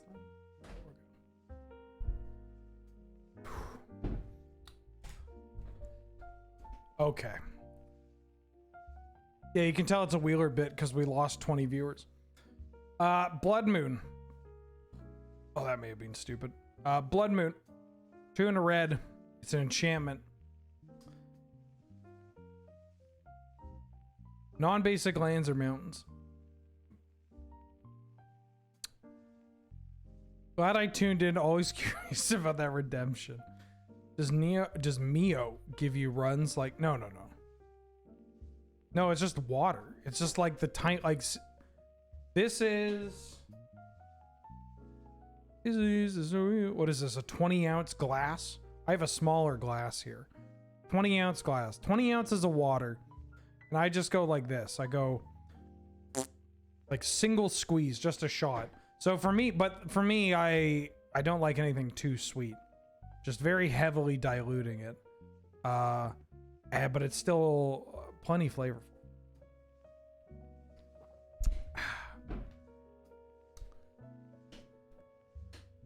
Blood Moon. So this is a card that is not very fun to play with. It's not very fun to play against. It's also a card that is not always the healthiest for formats to have access to. Because Blood Moon, there seems to be this idea that what Blood Moon does is it punishes greedy mana bases. Which I don't think that's the case. What it does is it punishes people for playing Magic. Blood Moon fucks over 2-color decks. It fucks over 3-color decks. It's the kind of card where, like, if you're not ready for it, you just don't get to play Magic. And there are some decks that cannot beat a Resolved Blood Moon. It's just not great. And the changes that you would have to make to a deck to accommodate Blood Moon, while not playing Blood Moon yourself. Changes that you would have to make to accommodate playing in a world with Blood Moon. You are just going to screw yourself over because you won't have the proper mana to actually cast your spells and deal with things. It's just kind of a nightmare. And there are a couple of things about Blood Moon and Gladiator that make it exceptionally bad. We don't have fetches. And so we can't fetch for, like, our mana base is the mana in Gladiator is good. It's gotten a lot better, but it is very reliant on the cards that we draw, right? Like, there aren't many decisions. There aren't many mana-based decisions that pop up in Gladiator, right? We don't have, like, fetches. That's the big one. We have certain sequencing decisions to make, but we don't have fetches. And we don't have, like, we do have the land cyclers. Yeah, we have some ways to get around this card. But it's just kind of like, it sucks. Like, it sucks. It's not a very balanced card, right? It is a card where the putting like the cost of inclusion on the Blood Moon player side is so low, whereas the requirements for the non-Blood Moon player to properly respond to the Blood Moon, it's such a big ask, right? Such a big ask. So yeah, like this card's not pre-banned in Gladiator. That's not a thing that we have done. It is not a thing that we have felt a sense of urgency to do with cards, any other cards. I'm sure that is being talked about for this card in particular, which makes sense given that the last time this popped up as a discussion was for the Mystical Archive, which similarly included some similarly like busted Magic cards. Out of all the cards that we've seen, this is probably the one that the Gladiator Council is going to be most focused on, because we want people to play Magic, right? We're a format that right now we want people to like, seeing decks with more colors is interesting. That's cool, right? That's not something we want to punish, and certainly not something that we want to punish like it's not something that we want to punish, and it's not something that we want to punish by reinforcing monocolor above all else, because that just makes for like 5-color soup formats are bad. That's not great. You want to try to avoid doing that, but the same goes for monocolored formats. Those aren't fun either. You want to get a nice balance. 2-colored formats, great. 3-color formats, okay. But 2-colored is like really where you want to drive home. And Blood Moon kind of shits on 2-color decks as well. So, you know, it's going to be an interesting month. I expect to play a lot with Blood Moon myself. Unfortunately, play against a lot of Blood Moon myself. And I hope everybody keeps the conversation surrounding this card reasonable, if possible. Harold Holmes, welcome back for the 40th month. Damn, time flies. Can't believe it's already been 14 months. Well, I've got some bad news for you. I've got some terrible news. But thank you for all the support, either way. Decadent Dragon. 2 and 2 red for a 4/4 flying trampled dragon. With whenever Decadent Dragon attacks, you create a treasure token. And it has Expensive Taste. 2 and a black for an instant. Exile the top 2 cards of target opponent's library face down. You may look at that. Or sorry.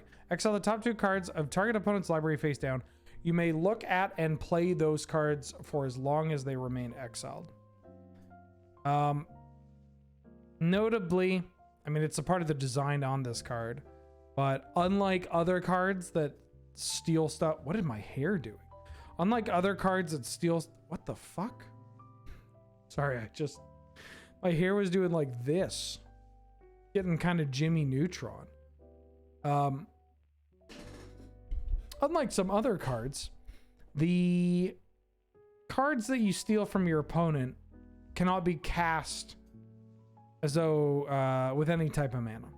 This is Ragavan style, which makes sense because the Decadent Dragon creates treasure tokens.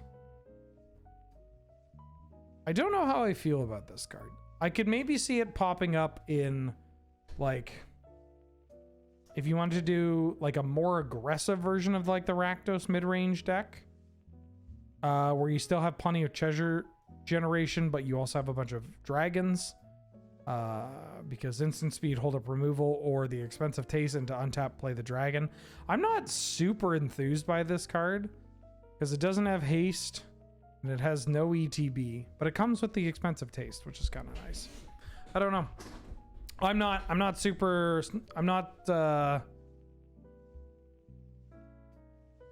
as captivated by this card as other folks are, Worth noting though, the black card draw associated with this doesn't actually cause you to lose life, right? It's like instant speed divination off your opponent's deck. And you can play the lands, which is, you know, a bonus. This isn't a thing that you should use for every kind of card, but it is kind of funny where I look at this and go like, oh yeah, it's not a mythic rare. Like this dragon, if it were, this feels like the kind of card where if it were pushed and they knew it was pushed, this would be a mythic rare, but it's not. I don't think that's the best way to evaluate cards, but it pops up more than you'd think, where you're just like, why don't they want to make $1 million off of this card? It's like, oh, because it's not good enough to see widespread play. Got it. But yeah, it's an interesting card. I'll give it a shot. It has a home, which is a benefit for it as well, but it's a little slow. Emberith Veteran, 1 mana, 2/1 human knight. Hell yeah. Pay 1 generic, sacrifice Emberith Veteran, create a young hero role token, and attach it to another target creature. So the young hero is enchanted creature has whenever this creature attacks, if its toughness is 3 or less, you put a 1/1 counter on it. This is a 1 mana 2/1 that is a human that has an additional ability.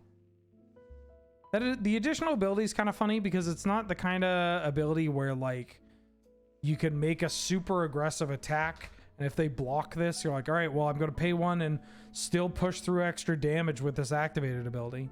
You know, it's not like Mog Fanatic style, which is my favorite Gangnam style cover, but it does a lot. Like it does enough, at least, especially given your deck is likely going to be filled with cheaper creatures. Cool card. Cool Jackal Pup. I mean, I guess more of a Savannah Lions, but you know. Technically, it's an elite Vanguard. Kellen the Fey-Blooded. 2 and a red for a 2/2 legendary creature human fairy with double strike, and other creatures you control get +1/+0 for each aura and equipment attached to Kellen the Fey-Blooded. And then it also has Birthright Boon for 1 and a white. A sorcery, it's an adventure. Search your library for an aura or equipment card, reveal it and put it in your hand, and then shuffle. If you are a deck that is playing Boros equipment, this card's pretty good. If you're Boros equipment, you could play this in Boros humans too. It is a human after all. Get it? That's a Daft Punk album. But you kind of need more equipment to really get going with the second part of this card. Although just like 2 mana tutor up your Shadow Spear is kind of hot. Tutor up your Sword of Fire and Ice. And then also just have a free body that you can put it on later. It's pretty neat. This card's pretty good. I think I'm going to try it in my Canlander Hammer Time deck as well, which is humans with equipment. Not primarily humans, but there's a lot of humans in that deck. Yep. Yeah, you can get like I mean, we don't have Chained to the Rocks yet. You can get ossification off this, which is kind of neat. There's some flexibility in what you can get. I feel like this card's pretty absurd as a commander as well. Why does it have double strike? It's a mythic. Like having a tutor in the command zone is pretty hot. Pretty hot. Gotta wreak havoc in Historic Brawl. I mean, is it going to be able to kill people quick enough before they get their Golos or their whatever that Nicol Bolas is down? Leyline of Lightning. 2 and 2 red for an enchantment. If Leyline of Lightning is in your opening hand, you may begin the game with it on the battlefield. Whenever you cast a spell, you may pay 1 generic. If you do, Leyline of Lightning deals 1 damage to target player or planeswalker. So this isn't the most exciting ley line that we could receive. And once we get past the beginning, there's some stuff that was previewed throughout the day, officially previewed throughout the day, but not on the official card gallery.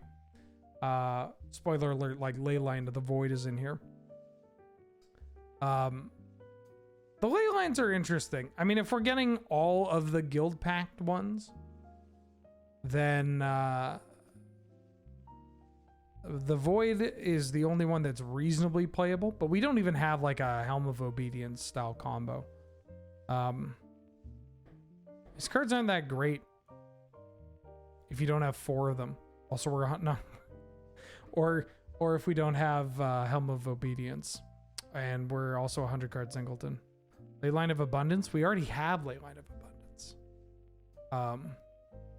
If they divvy up the ley lines, then that's a different story. It depends on which one we have.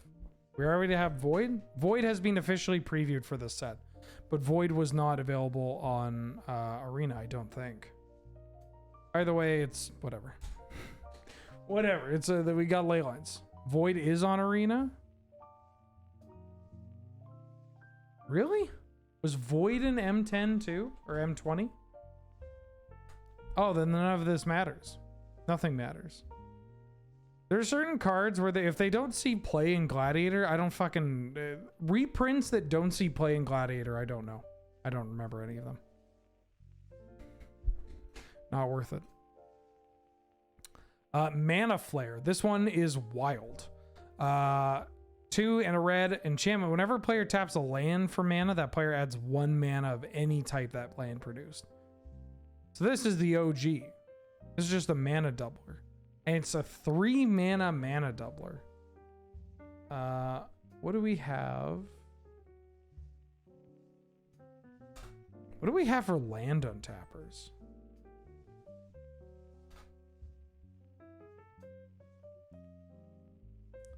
Untap.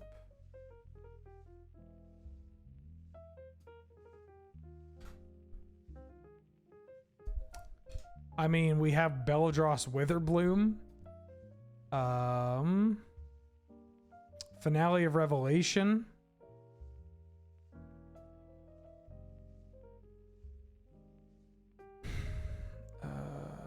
Pour Over the Pages.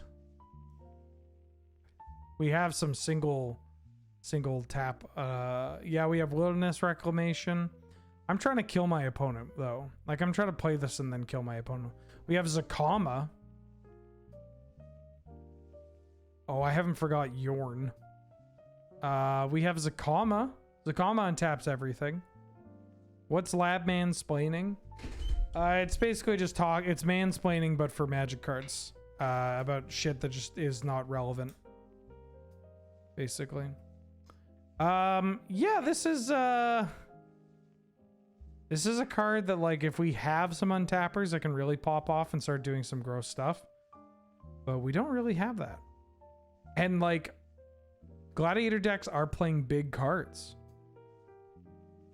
They're playing big things. Like, Mana Flare Pass is one of the worst plays that you can make in Magic the Gathering. And, I think the command is just Rat, isn't it? Yeah, there we go.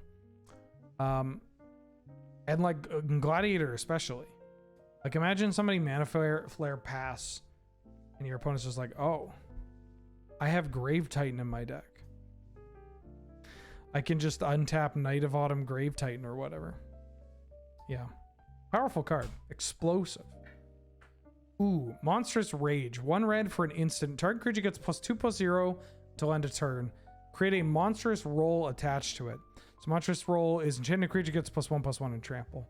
This effectively is going to give 1 red, target creature gets +3/+1 and trample, which is sick. I'm going to play the hell out of this in Highlander.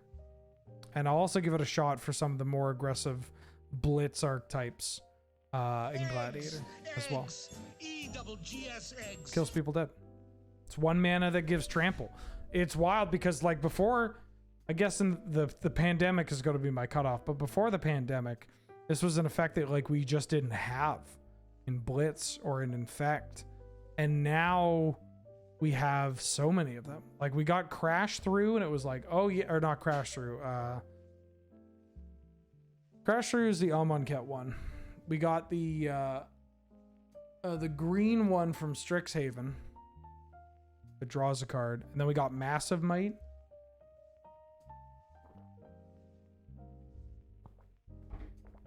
No, is it Crash? I thought it was Crash something. Is it Stampede? Crashing Stampede, is that what it is? We got Ancestral Anger too. No, I was talking about the Charge Through. That's what it is. Pretty sure it's Charge Through. Charge Through. The 1-mana green instant target creature gains trample and draw a card. We have Crash the Stampede. Yeah, it was that Bandicoot that was that Bandicoot Western. Traveled with that guy that carried a coffin on his back. The rules seem kind of weird to you. They're kind of neat. I like them. I mean, they're just a re-up if people don't know what the rule cards are. Basically, they're in the set, there are 6 different rules. 7 if you include the one from the commander deck. Basically, they all create a role. The different roles have different effects. So they're all auras. Cursed.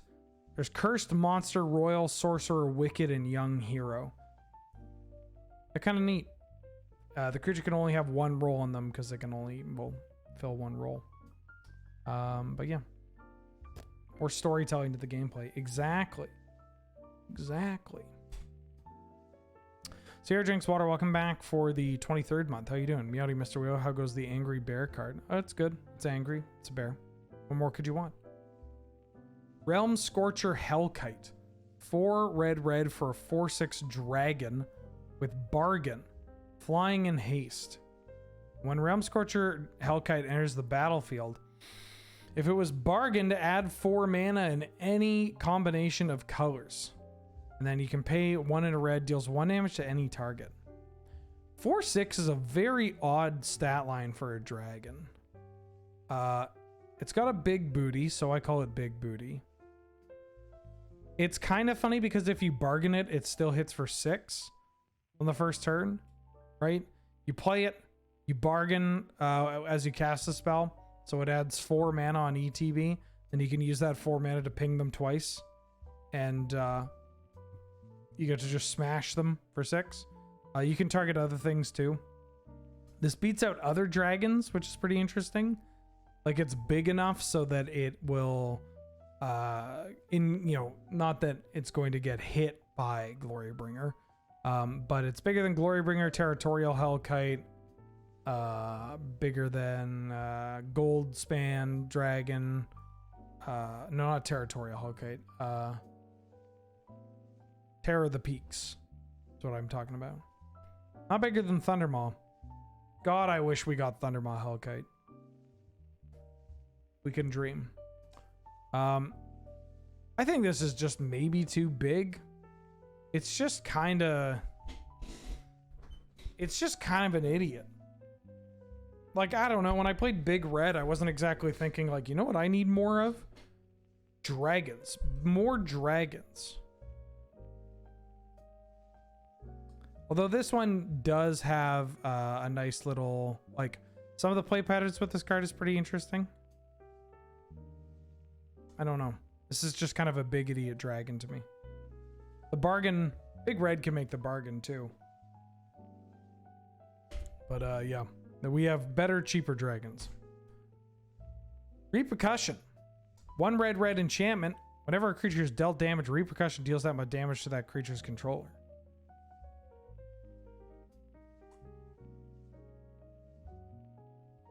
This is a classic Ben Aki Hermit commander card. I'm glad this got a reprint. I think this is its first reprint outside of like a secret layer. Yeah, it was Urza's, then it got a secret layer with Jaya when Jaya died. And now we have this. I don't know how playable this card is in 1v1. But it's a cool card to see reprint. Scalding Viper. I've had Veto up in the top for a while now. Let's get Veto out of here. Scalding Viper. 1 in a red for a 2/1 elemental snake. With whenever an opponent casts a spell with mana value 3 or less, Scalding Viper deals 1 damage to that player. It's a 2/1. And then it has Steam Clean for 1 in a blue. Sorcery, Adventure. Return target non-land permanent to its owner's hand. So, I'm conflicted. You could play this card with just mono red. It's a 2 mana 2/1 that whenever an opponent casts a cheaper spell, it domes them for 1. Not the greatest thing in the world, but it's a playable card. You could play it in Is It, like an Is It Blitz, Is It like spells and burn and all that. Oh, hold something in the back there. Where you get access to Steam Clean, which this is like all tempo. This isn't petty theft, right? Sorcery speed on this is kind of annoying, where you're just like, I guess you're only like you're incentivized to use this and then attack, right? Like you use this pre-combat main to bounce your blocker, then I hit you, and then when you replay your card, you are getting hit, like you're getting pinged by the Viper. Sorcery is a big oof, yeah. I'll give it a shot in blue-red. I'll give it a shot in like an aggressive blue-red build. It's nice that it's any spell. It's not non-creature or anything like that. And it's only your opponent. The 1 toughness is a bit of an oofa-doofa.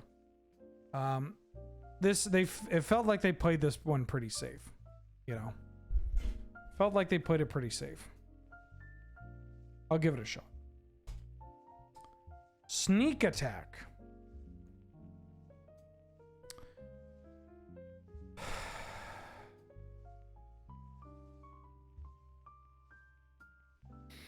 Everybody breathe in. Wait, breathe in.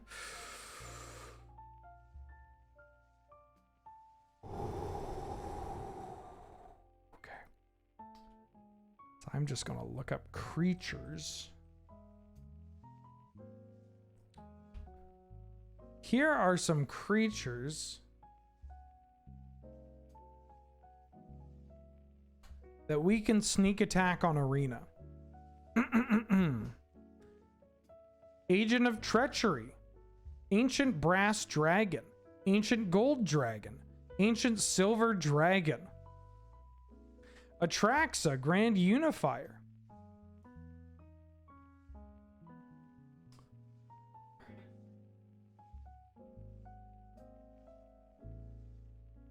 oh, the like, what? Ancient Gold Dragon, Ancient Gold Dragon, Ancient Gold Dragon, yes, yes, yes, Cityscape Leveler, yes, yes, yes, Craterhoof Behemoth, so good, like that, huh.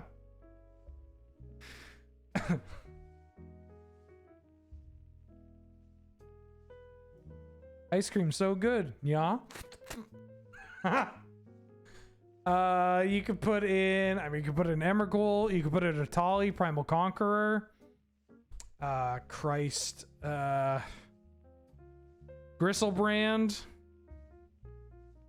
Hoarding Broodlord, Kozilek.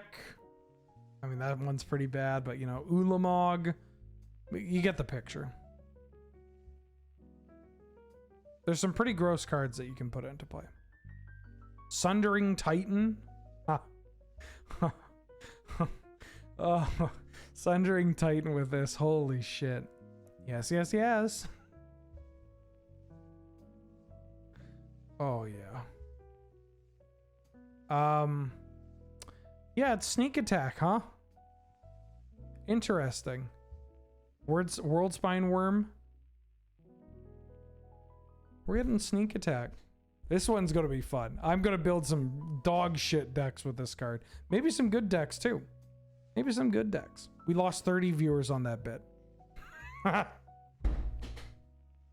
Oh, wouldn't be a Wheeler stream without it. Cool. Torch the Tower. 1 red for an instant with Bargain. Torch the Tower deals 2 damage to target creature or planeswalker. If the spell was bargained, instead it deals 3 damage to that permanent and you scry 1. And if a permanent dealt damage by Torch the Tower would die this turn, exile it instead. So Flame Blessed Bolt didn't see a huge amount of play, but it saw a little bit of play. In there were some big red decks that played it. Although I don't know if like Cat Moozy, if you're in chat, did you ever play Flame Blessed Bolt? There was a like some of the Is It decks played it. The like what is it called? The Is It like polymorph deck that Yatagarasu played. I've seen this card is what I'm trying to say. And Torch the Tower is just a pretty oh wait, no, it's exactly the fucking same. I mean, it's the same, but it has the additional bargain, which is kind of neat. I don't know how often bargain is going to pop up, but you know what? Why am I talking about this card? It's got some stuff. It exiles it no matter what. It if you can sack a permanent to get it to be 3, great. For whatever reason, as I read it, I was like, oh, this can target battles. That's kind of interesting. Nope. Nope. Yeah, I wish they did more any targets. Especially because it's shock. Do you know how hype Ranger's Firebrand is? I love shock. Give us more shock. What's the red burn? Voltage Surge. But you don't get a scry. You have to sack an artifact. Yeah, it's a little oofa. Obscura Confluence? No, don't know. Don't know. Not a clue. Not a clue. It's a new commander deck. I don't... It's alpha to Eldraine, and Eldraine's not out. This Eldraine's not out yet, so I still get... I'm still covered. My ass is still covered. Beanstalk Worm. Who up playing with their Beanstalk Worm? Tell you what, Duke Dice, if you want another Stump the Wheeler, you can throw one at me, as long as it's older. Yeah, this artwork's incredible. Ben Wheeler, abusing magic. Artwork is incredible. KGMF, welcome back for the 7th month. Yeehaw, how you doing? How you been? Thank you so much for all the support. So Beanstalk Worm has 1 line of text on this that I like. Well, I guess it's more than that, but it has a sorcery called Plant Beans. It's in the adventures part of it.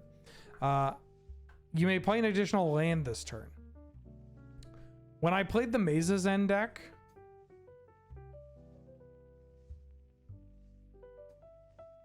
this card was great. Azusa's Many Journeys. Mostly just because it was 2 mana to play an additional land. Right now. You want to eat them? Okay. We can make calzone sometime. Yeah, the beans. Just like I'll take any card that just lets me play an additional land. Any card that lets me play an additional land. What's the other one? We played another one. Maze's End.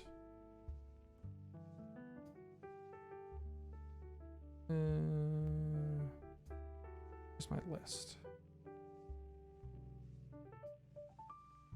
I thought we played another one. Yeah, we played it. I mean, we played Explore. We cut Join Exploration because it wasn't good enough. I thought I had another one. I mean, we played Arboreal Grazer. Maybe I cut it. But yeah, just 2 mana, play an additional land. We have Druid Class, but that's more expensive. And that card is also just Fireball in this deck. Yeah, I'm just looking for as many copies of this card. And also, it's just a 5 mana 5/4 worm, which is pretty nice. Like, being able to plant beans and then on turns when I'm just like slamming as many creatures as possible. Or slamming as many lands as possible without much to do, then the worm is going to be the word. Ahoy, Dr. Snippy, how you doing? Punish Ignorance? Ooh. It's from either Alara Reborn or Shard. It's from like Alara block. I think it's either Alara Reborn or Shards of Alara. And it is Undermine and Absorb together. So it's like white, black, blue, blue. Counter a spell. You gain 3, its controller loses 3. People thought that card was going to be real. Like, maybe not some of the most competitive players, but I remember people thinking that card was going to be real. Because it's like, it's Undermine and Absorb. How do you, like, how do you do better than that?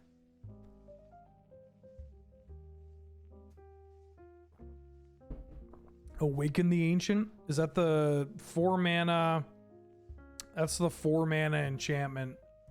1 triple red enchantment aura enchants a land. It becomes a 7/7 giant with haste. Bertoncini's Medi Journeys. What, Ben Wheeler? Abusing How dare you? No. I think that's it, right? 4 mana. Maybe it only enchants a mountain because it's triple red. They were really stingy about that in their day. Ragman. That's from the dark. It's like 4 mana. 4 mana, 1. Wait, no. Ragman. It's not the Kamigawa one, is it? No, that's Ragman's the original one. Rag Dealer is the Kamigawa one.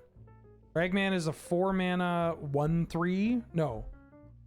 4 mana 1/3? 1/2? 2/1. 4 mana 2/1. It's either a 4 mana. Ragman is 2 and 2 black for a 2/1 or a 1/3. It's one of the two. I think it's a 2/1. And you can pay 3 mana and tap it, and then opponent discards a creature card at random from their hand. It's got really sick art. It's from the dark. Yeah, 4 mana, 2/1, 3 mana. I think it's like triple black. Tap. Opponent discards a creature card at random.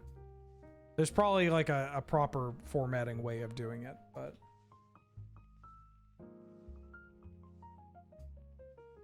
yeah, this card is so cool. Summon Ragman.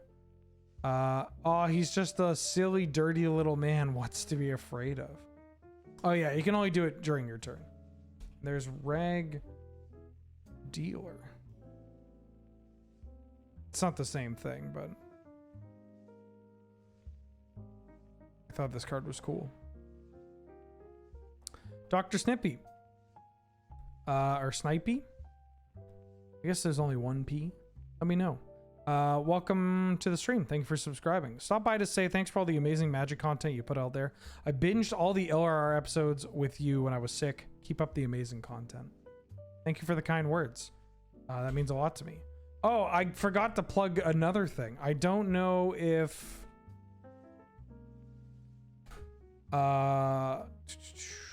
did I stream and share this? There's a crap shot. A Wheeler crap shot came up. It's like a 2 minutes 45 second long crap shot where it's basically just me talking into it's yeah, the hostage negotiator. It was a fun one. My favorite line, and it's a Wheeler line, is are they accommodating your dietary concerns? Are they accommodating your dietary concerns? Blossoming Tortoise. 2 and 2 green for a 3/3 turtle. Whenever Blossoming Tortoise enters the battlefield or attacks, you mill 3 cards and then return a land from your graveyard to play, tapped. activated abilities of lands you control cost 1 less to activate. Lands you control get +1/+1 until end of turn. I'm going to be trying this card out in Maze's End because obviously reduced cost of my Maze's End and my other the Baldur's Gate gates. It's pretty hot. It's pretty nice. And then there's some applications. Wait, what am I doing? I mean, I'm committed. I'm committed. I'm typing it here. There's some applications with Deserted Temple too. Because it makes Deserted Temple's activated ability free. I didn't know this was in that set. That's cool. You could do tap for land. There might be some old lands that say oh yeah, it's pretty funny with Lava Claw Reachers. You just keep paying 1 over and over again. It's kind of hot. There might be some old cards that just say when the land is tapped. You get it? This is one. This is a deep cut. Darksteel Garrison. It's the only fortification in the game. You can fortify onto your Deserted Temple and start do. Does it make filter lands arguably better? I guess it makes like the Odyssey ones a little bit better. There's some cool stuff that you can do with this card. It's cute. I'm gonna give it a shot in Gladiator. I might even play it in a goofy Highlander deck. Yeah, it's a turtle. It's hard to hate this turtle. It's a cute turtle. Jackal Hops, welcome back for the full year. I love the Wheeler crap shot. Well, thank you so much. I have good news for y'all. There's another mono Wheeler crap shot coming out at some point. I mean, I don't want to say mono Wheeler because obviously there was Cameron, Ian, and Graham were involved in the Negotiator. Like they're all group efforts. There's one coming out that was literally this one is literally just a camera on me. And it's extremely unhinged, and I'm very excited for it to come out because it's me doing a new voice. Pharmacist Judge, how you doing? Welcome back for the 21st month. Turtle friend. It's true. It's a lovely little turtle friend. Thank you for the support. I hope you're doing well. Glad to have you. Good to see you. And Mr. Steele back for the 6th month, the half a year. Wowie zowie. How you doing? How you been? Hey Wheeler, any Gladiator later? No, because we're not even close to being done, and I have a stream over on Lure. I'm gonna be on AFK this evening. It's Ben, myself, and James, and we are playing, what is it, Marvel Champions? We're playing that Marvel game that we kept trying to play. Is it definitely happening? I hope so. I hope James is like already at the office.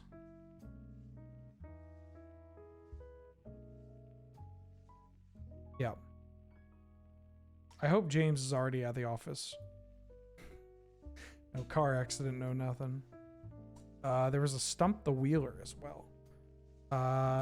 Jace Memory Adept? You mean Commander. I was going to say Standard All-Star Jace Memory Adept? It's like 5 mana. 5 mana, 4 loyalty, +1. You draw a card and somebody mills. Or maybe is it mill then draw? +1. Target player mills, then you draw. 0. Target player mills 10 cards. Then minus 5 mana, 4 loyalty, +1. They mill, then draw.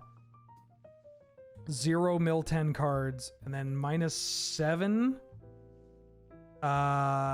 You and your opponents each draw 20 cards. That card was good. That card saw a lot of play. Speaking of good, and it's from like M13 or something. Oh no, it got reprinted a bunch. I think it's M13. Might be M12. Got it reprinted a bunch. Defense of the Heart.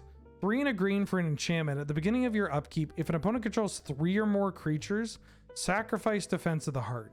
Search your library for 2 creature cards and put those cards onto the battlefield and then shuffle. So this is kind of a big ask, right? You need your opponents to get 3 creatures into play. But then you can just get Xenagod plus Worldspine Worm and kill them. Or Xenagod plus Emrakul and kill them. And we've got ways of like, or Hoof, yeah. You could play this in a deck with creatures yourselves because it doesn't matter. It's not like Oath of Druids. You can have creatures and your opponent can have creatures. So you could play this in like a green ramp deck where if your opponent has some creatures, great. You get to tutor up your combo and kill them. Or you could play this in like a creatureless deck. Or specifically a deck like you could play this in like a sneak attack shell. Yeah. You could sneak attack with this card. This is another one where pretty sure I know there's a judge promo for this card, but I don't think there's that many. Oh, it was a secret layer and it was Misty boosted. Okay. This card used to be so expensive because it was Urza's Legacy, but then there was a judge promo. It was in Misty boosties and got secret layered. So it's nice to see more printings of this card. Planning on pre-banning anything? Nope. No, we're going to give it a second. Hey, it's doubling season. 4 and a green for an enchantment. If an effect would create 1 or more tokens under your control, it creates twice that many tokens instead. If an effect would put 1 or more counters on a permanent you control, it puts twice that many of those counters on that permanent instead. Doubling season. I don't... when was this? This card also just like is $1 million. Yeah, this card is always expensive. I want them to print this card into the dirt. Maybe? Like, make this card cheaper. It's a people pleaser. Everybody loves it. Well, most people love it. Kind of wish they would keep printing. I mean, this is great art. And I like the geese.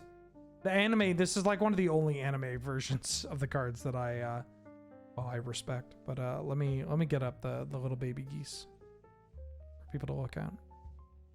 Let me get up the little baby geese. Look at them. It's cute. I mean, these aren't baby geese. This is the mother goose.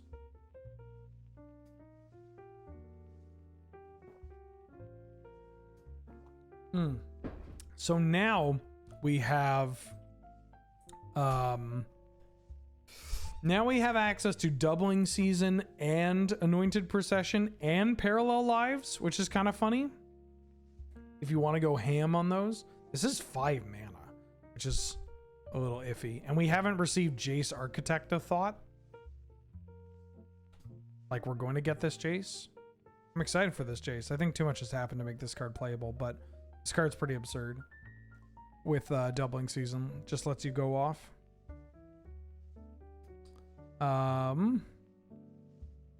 Need to get a copy paste speech on doubling season and planeswalkers. So doubling season and planeswalkers, I mean, you can feel free to step in and correct me where I'm wrong.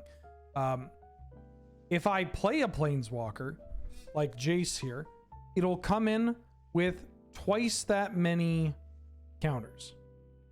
So I play Jace with doubling season and it comes in with 8. But if I activate the +1 loyalty ability, for instance, it'll only ever put 1 loyalty counter on Jace.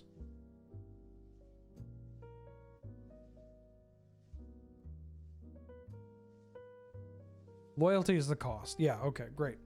Ching ching. Anyways, doubling season. Reprinted into the dirt. Elvish Archivist. 1 and a green for a 0/1 Elf Artificer. Whenever 1 or more artifacts enter the battlefield under your control, you put 2 1/1 counters on Elvish Archivist. This ability triggers only once each turn. Whenever 1 or more enchantments enter the battlefield under your control, draw a card. This ability triggers only once each turn. 1 per turn triggers are... Nobody lets me have fun anymore. It's such a bummer. This is an interesting one in that it checks for both artifacts and enchantments, but it's green, and like it's cool that it checks for both, because that's actually something that the artifact decks in our format, we have both. I mean, you're not going to want to just play like a teething wormlet, right? Like you're not just playing green aggressive with artifacts, but both will come up in like an artifact deck, I guess is what I'm saying. You'd wish that the abilities were swapped. I'm just creating a new card. That's what I'm learning. Yeah, you can trigger each at least you can trigger one of each per turn. Yes. You can have an artifact and an enchantment ETB and draw a card. And it triggers on your opponent's turns as well. Once per turn, Enchantress still in Enchantress. Yeah, I think this is... I'm going to play this card in the enchantment decks. It doesn't have the pop-off potential, but it does keep the steady flow, and it's cheap. So it's worth trying out. It's kind of a weird card. I'll give it a shot, though. Nature's Will. 2 and 2 green for an enchantment. Whenever one or more creatures you control deal combat damage to a player, tap all lands that player controls and untap all lands you control. This is kind of a weird one. This is like a commander staple. I'm glad that they printed this card again. It was popping up in... I feel like this is another secret layer, and... Oh, it wasn't in Misty Boosties. But I got a secret layer. What the fuck is this art? What is this art? I'm gonna share this art with everybody. What is this art? This is part of the joy of not following anything with secret layers, is that I kind of know they exist, but I don't know, like I stumble onto them. Like, look at this. What is this? The frog's friendship wasn't necessary for survival, but it did come with generous servings of strawberry crumble. That's all I want. That's me. I wish I was surrounded by frogs and strawberry crumble. Holy shit, I just realized something. Mulder isn't sleeping on her chair because it's too hot. I didn't realize, honey, Mulder's just been sleeping on the ground. Eggs! Yeah, in the shade of the chair. What is this? What secret layer is this? Chat? Does anybody know? I wish the secret layer cards had like the name of the collection. Artist series? Aya Kakeda?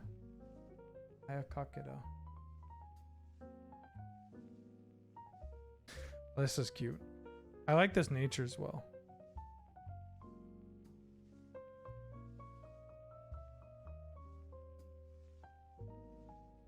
Holy shit, this would make such...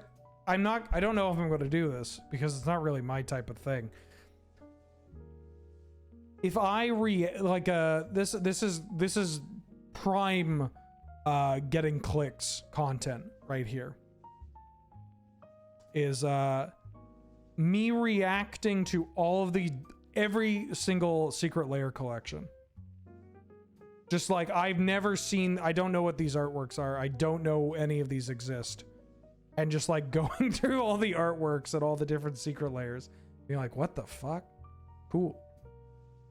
I don't like doing that kind of stuff, so I don't think I will. But that's the hashtag capital C content right there.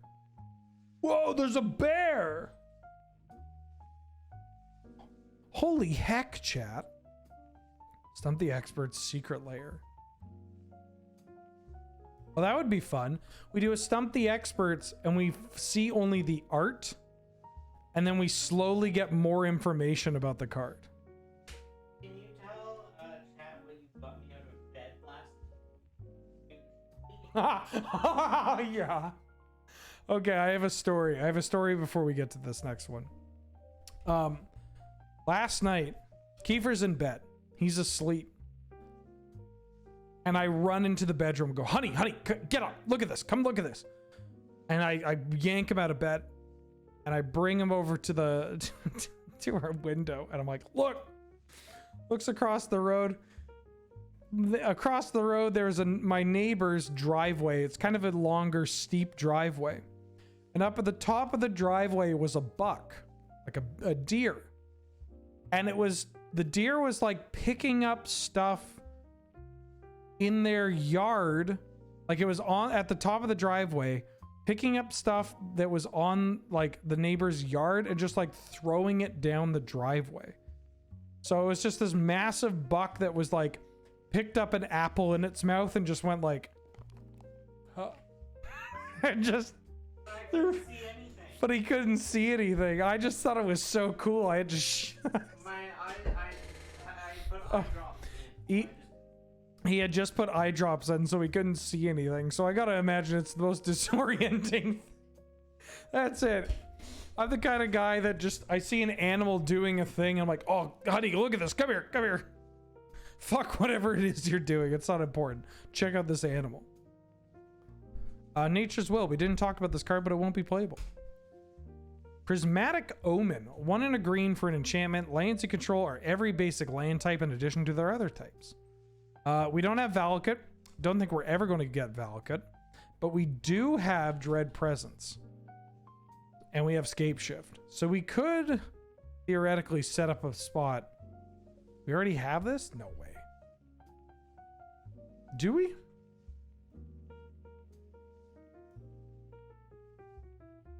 No, we don't have this. So yeah, that's it. You could play this. I don't think I would. I mean, maybe if you're doing like the Abzan lands deck, you can get a little goofy with it. There's some other cards that care about land types like Knight of the Reliquary. So I could see popping up. Oh, we have Dryad, yeah. But redundancy is always nice to have. It's a good card to see with a reprint too. I like that this additional sheet, this bonus sheet, is effectively cards from Lorwyn block that haven't seen a reprint in like 10 to 15 years. Plus like a secret layer. Like that's all. It's just cards that have Lorwyn block printing, secret layer printing, and now this. Or cards that are just big commander cards that they want to have, you know, the cost reduced. Yeah, neat card. Thraxamore, welcome back for the 50th month. How you doing? How you been? What the fuck 50? That's a period of time. That's so long. That is so long. Glad to have you. Good to see you. How you doing? How you been? Thank you for all the support. Means a lot to me. Root Rider Fawn. 1 and a green for a 1/3 Satyr Scout that taps out a green and can filter into any color of mana. I don't think this is particularly good. It is worth mentioning it is another 2-mana mana dork with 3 toughness, which is pretty okay.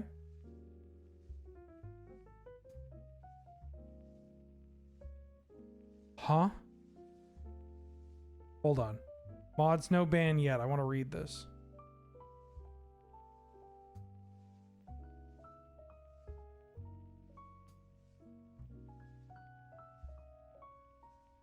Okay. Jesus Christ.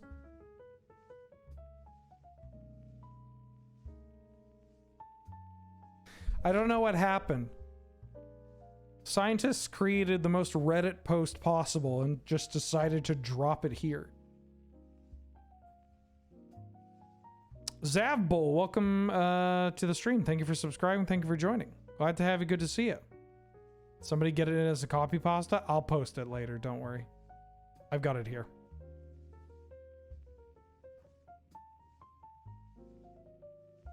Please don't spam. I mean, like, if it's your first time in chat, don't show up, all caps me. Great, I pulled out my monitor.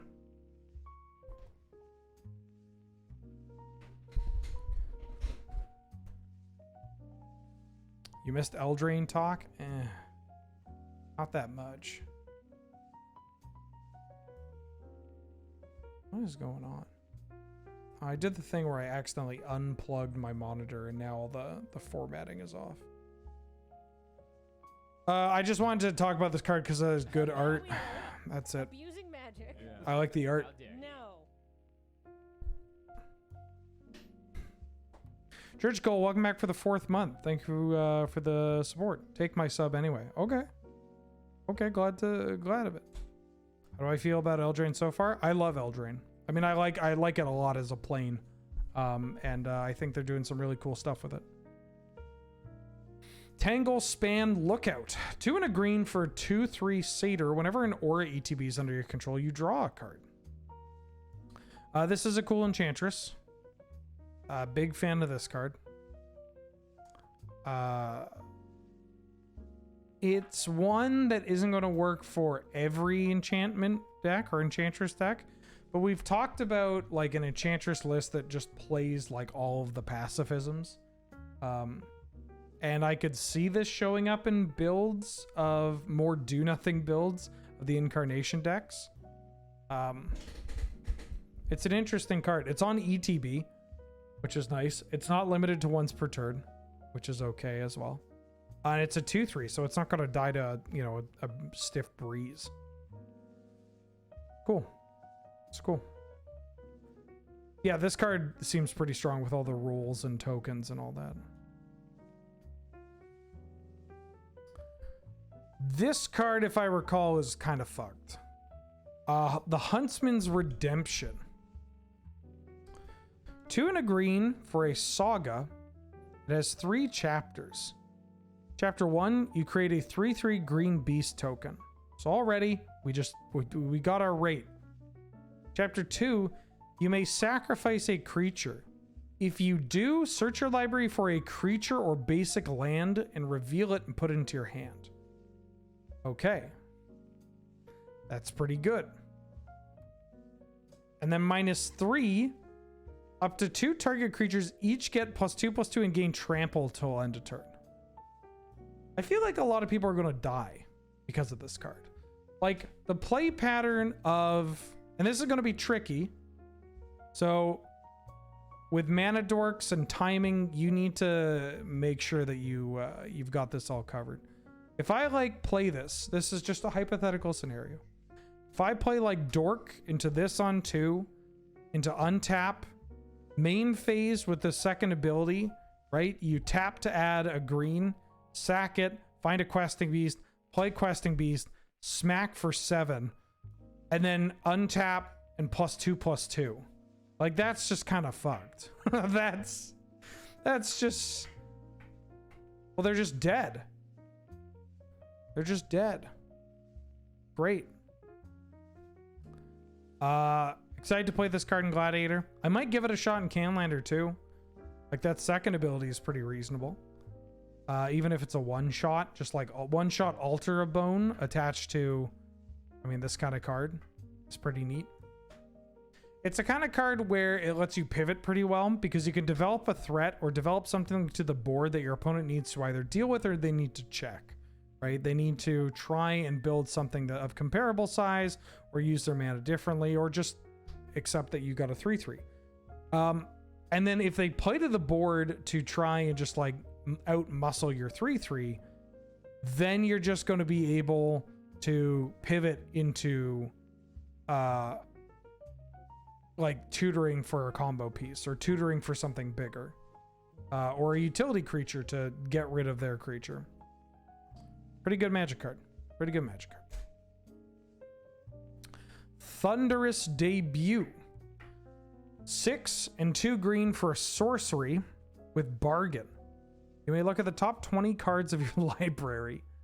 You may reveal up to 2 creature cards from among them. If the spell was bargained, put the revealed cards onto the battlefield. Otherwise, put the revealed cards into your hand and then shuffle.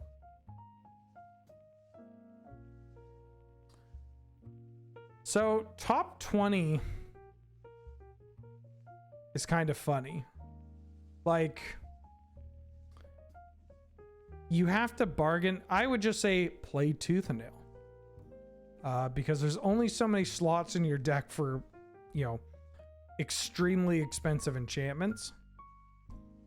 Or not enchantments, extremely expensive spells. And you have to sacrifice something in order to get them into play, which isn't that big of an ask for a big creature deck, right? You have mana dorks, you have stuff lying around. Oh, you can't sacrifice mana dorks, right? It's only tokens. Yeah, this card sucks. Tough Cookie. 1 and a green for a 2/2 artifact creature food golem. When Tough Cookie ETBs, create a food token. Pay 2 and a green, target non-creature artifact you control becomes a 4/4 artifact creature until end of turn. And then because Tough Cookie is a food, you can pay 2 generic taps, sacrifice it, and gain 3 life. I like this card. It creates 2 artifacts. It's a single card that makes 2 artifacts. Just a 2 mana 2/2 that makes a food token that itself is a food token is really appealing. And then having the play pattern of you can Tough Cookie into immediately next turn animating your food and smacking for 6 is also pretty appealing. I like this card a lot. I'm going to give this card a play in Canadian Highlander. I'm going to give it a shot. Yeah, I think this card's got a lot going for it. Finding a home for it in Gladiator might be a little tough. I mean, you could, I wouldn't recommend just playing this in like green X, like creature decks or whatever, because it's just a grizzly bear. But if you are a deck with a bunch of artifacts, I mean, some of them might have equipment that running around. Yeah, the green cards that interact with artifacts are typically pretty good. Especially because they're just like, well, it's green and artifacts. What can we do? This is supposed to be like, they're supposed to be opposed to each other.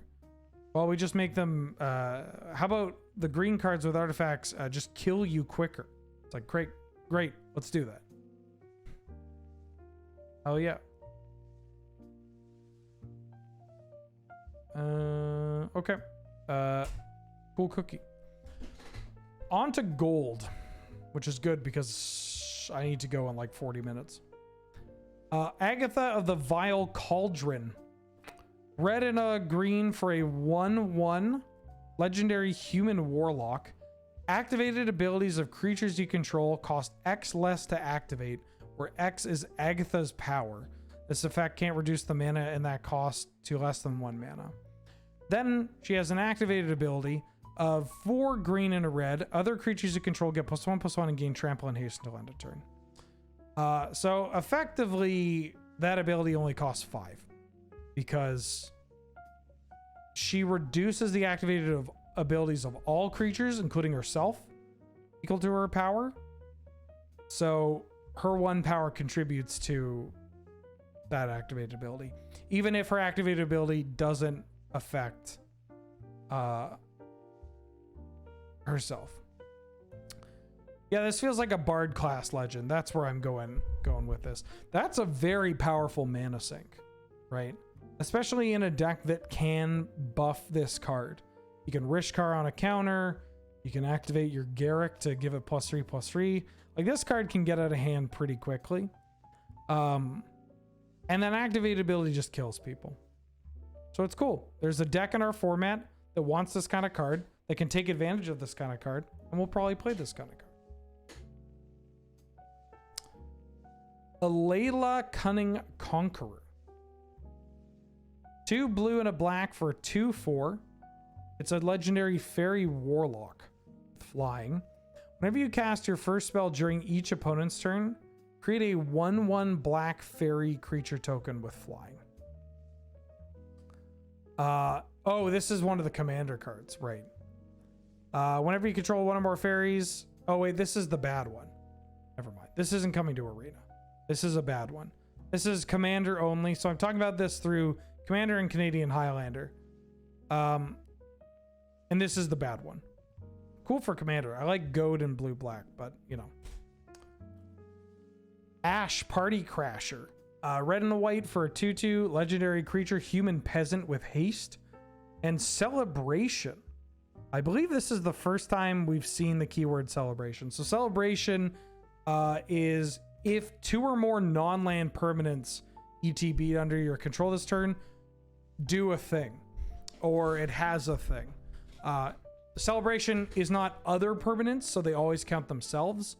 So Ash, when Ash comes into play, if another non-land permanent has come into play, you get to celebrate. So 2 mana 2/2 haste in Boros, that's a human, is already not that bad. And whenever Ash attacks, if you get to celebrate, you put a 1/1 counter on Ash. I like this card. I would give it a shot in the Boros Humans list. Seems like a big ask. I don't know. Celebration doesn't seem that difficult. I feel like you only... So here's the thing. Some of these celebration cards... well, I guess I'm only talking about the ones that we've seen. But this one is like... You only need it to happen once, and then it's great, right? You only need this to trigger once, and you're already getting more than you wanted, more than you paid for.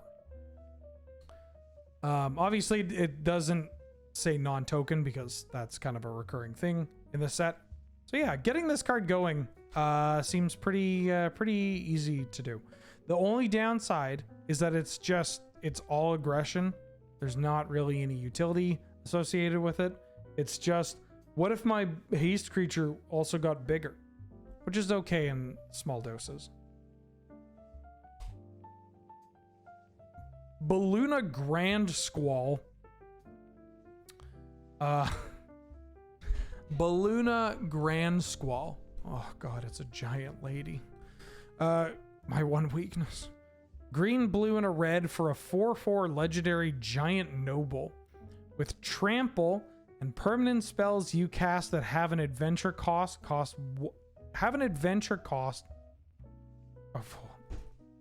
Sorry. My brain is trying to autofill with additional words. Permanent spells you cast that have an adventure cost 1 less to cast. Permanent spells you cast that have an adventure cost 1 less to cast. Permanent spells you cast that have an adventure cost 1 less to cast. And then Seek Thrills, Bearer of the Curse. 2 green, blue, and a red for an instant with adventure. Oh, fuck.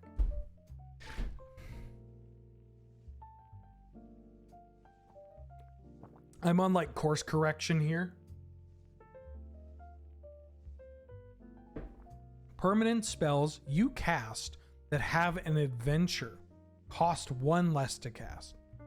So this is only reducing the Bone Crusher Giant and not the Stomp. Seek Thrills is an adventure. It's an instant. 2 green, blue, and a red. Mill 7 cards.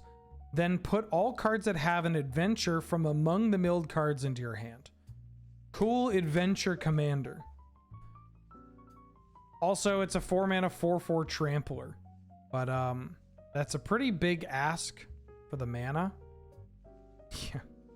Poor Savage Knuckleblade. 3-mana 4/4. What did I say? 3-mana 4/4. It's a 3-mana 4/4. Did I say 4-mana 3/3? Or 4-mana 4/4? We're moving on to the next card. You're not playing this card. You're not fucking playing this card. Notably, this card is from the Commander set. 2 white and a green for a 4/4 legendary creature, Human Knight. Whenever Eliver of the Wild Court enters the battlefield or attacks, create a Virtuous Roll token attached to another target creature you control. Virtuous Roll is only available in the Commander set, and it is an aura. It says enchanted creature gets +1/+1 for each enchantment you control. That's kind of hot. It's basically a 4-mana 4/4 that ETBs or attacks. You attach an ethereal armor to a creature. And it says whenever an enchanted creature you control deals combat damage to a player, draw a card. I could see this card actually seeing Canadian Highlander play in Sanctum Stompy. I mean, 4-mana 4/4 ETB, put ethereal armor on something is pretty hot. And then potentially drawing a card immediately, also pretty hot. Great. Great with Rancor as well, right? Rancor or Audacity, any kind of these enchantments that you're going to be playing in your deck that are just going to help push through damage. Arietta the Charmed Apple. 1 white and a black for a 2/4 legendary creature, Human Warlock. Each creature that's enchanted by an aura you control can't attack you or planeswalkers you control. At the beginning of each end step, each opponent loses X life and you gain X life, where X is the number. Oh, beginning of your end step. Oh, thank God. As I said, each end step, I kept reading this. I'm like, there's no fucking way. At the beginning of your end step, each opponent loses X life and you gain X life, where X is the number of auras you control. Black-white auras, and it's a 2/4. Hush now, I need your beauty sleep. Oh, that's pretty good flavor text. It's a little like, oh, I'm so clever, but it's great. I like it a lot. I like the art too. I mean, it's Magali, always a banger. Yeah. We talked about that aura-based Enchantress deck, but I don't know. Like, it's not... Yeah, the reflect... You can't see it. I mean, you can't see it super well on here. This set has some phenomenal art. This is the evil witch from Sleeping Beauty. That's why there's the apple that's evil. Are curses auras? They are. I would say you're not playing this, but if a brave soul plays Abzan Enchantress with auras and jams this, you have my blessing. Fountain's Bane Troll. 2 black and a green for a 4/4 troll. When it ETBs, you create a monster roll attached to it. That's +1/+1 trample. So it's effectively a 4 mana 5/5 trample. And you can pay 1 generic, sacrifice an aura attached to Fountain's Bane Troll. Fountain's Bane Troll fights target creature you don't control. How many times am I going to say troll? If that creature would die this turn, exile it instead. Activate only as a sorcery. So this is big. That ability is pretty good. It's just it's a giant donkey. Goes really well with Rancor. Oh, once again, back at it again. Not typing in the right place. I would love Rancor on Arena. I'm shocked that we did not get Rancor on Arena.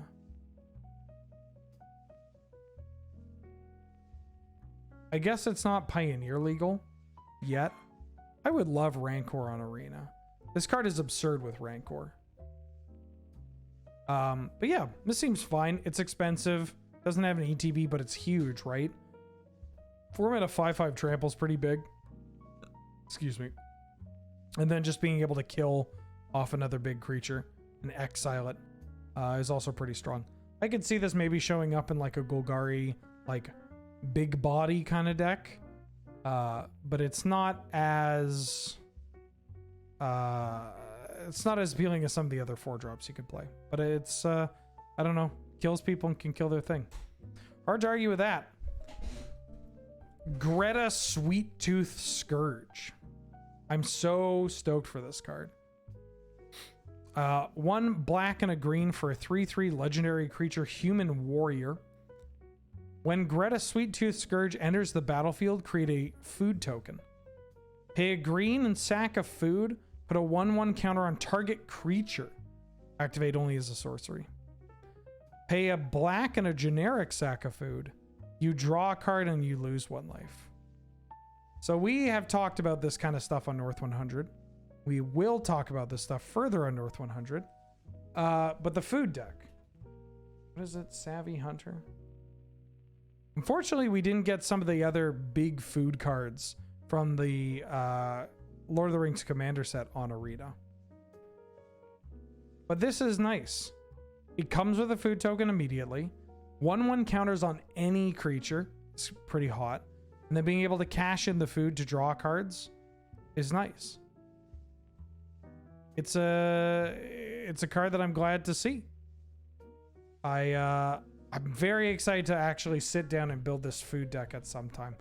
I'm going to try it in Sacrifice. There's some other cards in Sacrifice that can show up that do food stuff. But I don't know how deep I want to go on that, you know? But the more food, the thing about this, we talked about this for every time it gets brought up on North 100. The thing about the food deck is that for Canlander is that you kind of have to look at every other food card when we get new food cards, because something like Wicked Wolf is not super exciting. I didn't even know this existed, that this printing existed. Wicked Wolf looks, you know, a little underwhelming until you realize that, like, oh, I could just keep this around. It's just like this Immerstrom Predator or whatever. Like, it's just a nice utility top end for like Eldritch Evolution or Green Sun Zenith target.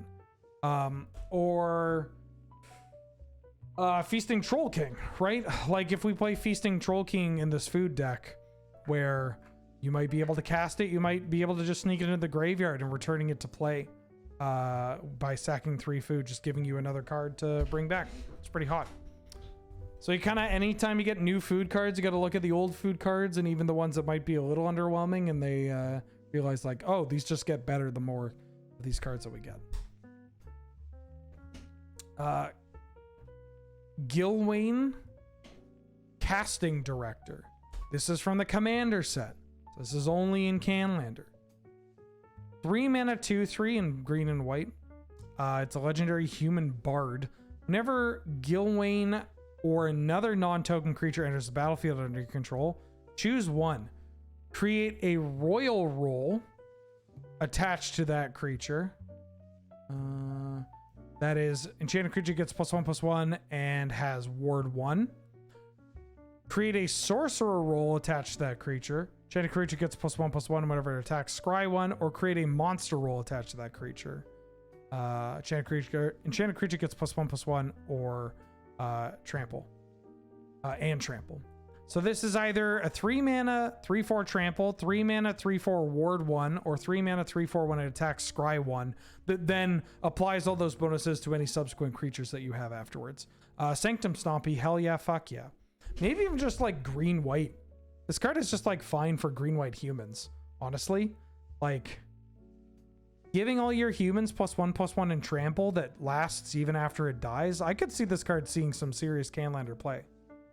Naya humans, green white humans, just green white mid. Sanctum Stompy. Yeah, this card, and it's not once per turn. That's pretty hot. Yeah. It's pretty cool. Oh. Hilda of the Icy Crown. 2 white and a blue for a 3/4 legendary creature human warlock. Whenever you tap an untapped creature an opponent controls, you may pay 1 generic. When you do, choose 1.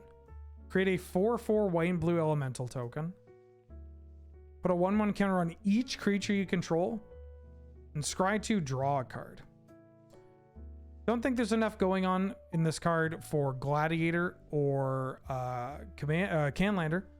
But this is going to be a commander deck that I'm going to build like immediately. This is so cool.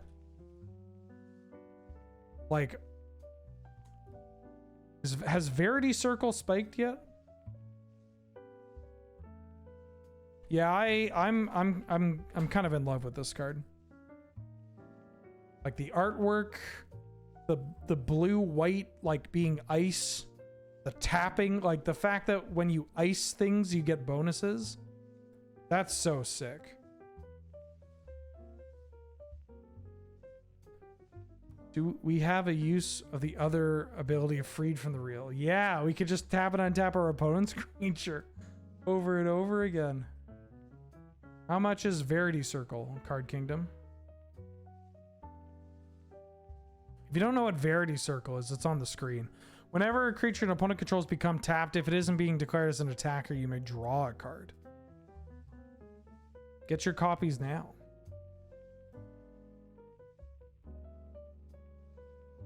Yeah, for each tap. Icy Manipulator, boom, 4/4. I'm very excited to play this card.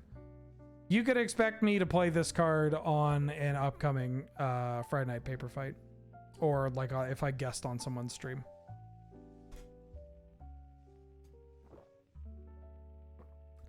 Johan. Apprentice Sorcerer.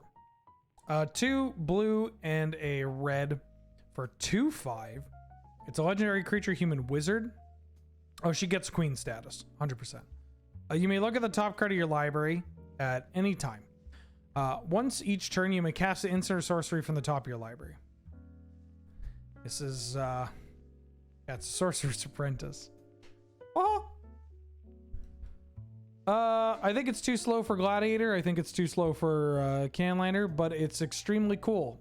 I imagine it'll see some love in Commander, especially Pauper Commander or Uncommon Commander. I don't know. Peasant Commander, Artisan Commander, Pheasant Commander. Like whatever the name of the format is, where you have an uncommon commander and the rest is commons. That's what we called peasant command or pauper commander. I guess pauper commander used to be like it's PDH. That's a bad name. It's not a good name. I know a thing or two about bad names. Canadian Highlander. PDH is not a good name. It either just makes you think of piss, or yeah, Pop's Not Dad got it. It's not great. Cool card though. 5 toughness is so much toughness. This card just being able to sit around is pretty nice. Neva, Stalked by Nightmares. 2 white and a black for a 2/2 legendary creature, human noble with menace. When Neva, Stalked by Nightmares, enters the battlefield, return target creature or enchantment from your graveyard to your hand.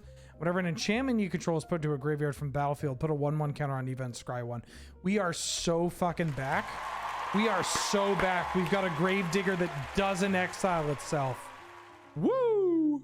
I am so excited. I am going to draft this card at any chance I get. This card is so sick. So sick. I might even consider this card for Commander. I might even play this in... Actually, am I playing this? I mean, I might try this in...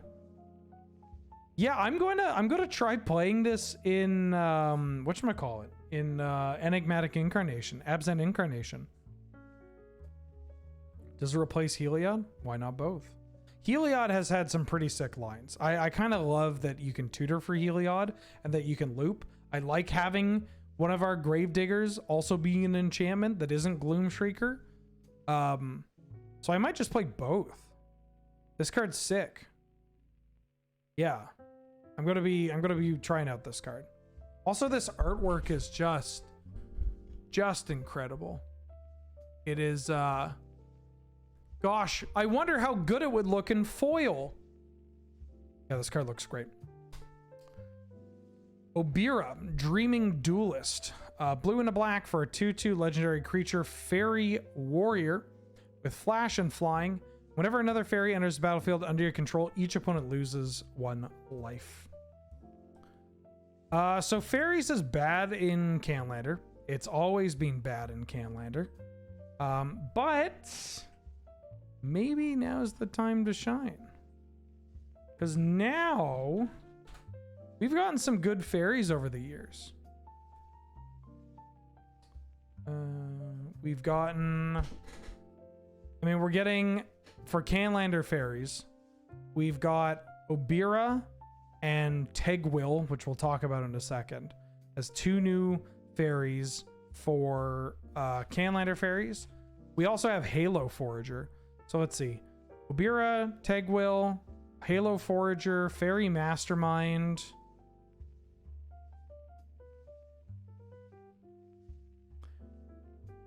That's it. I guess Brazen Borrower we can talk about.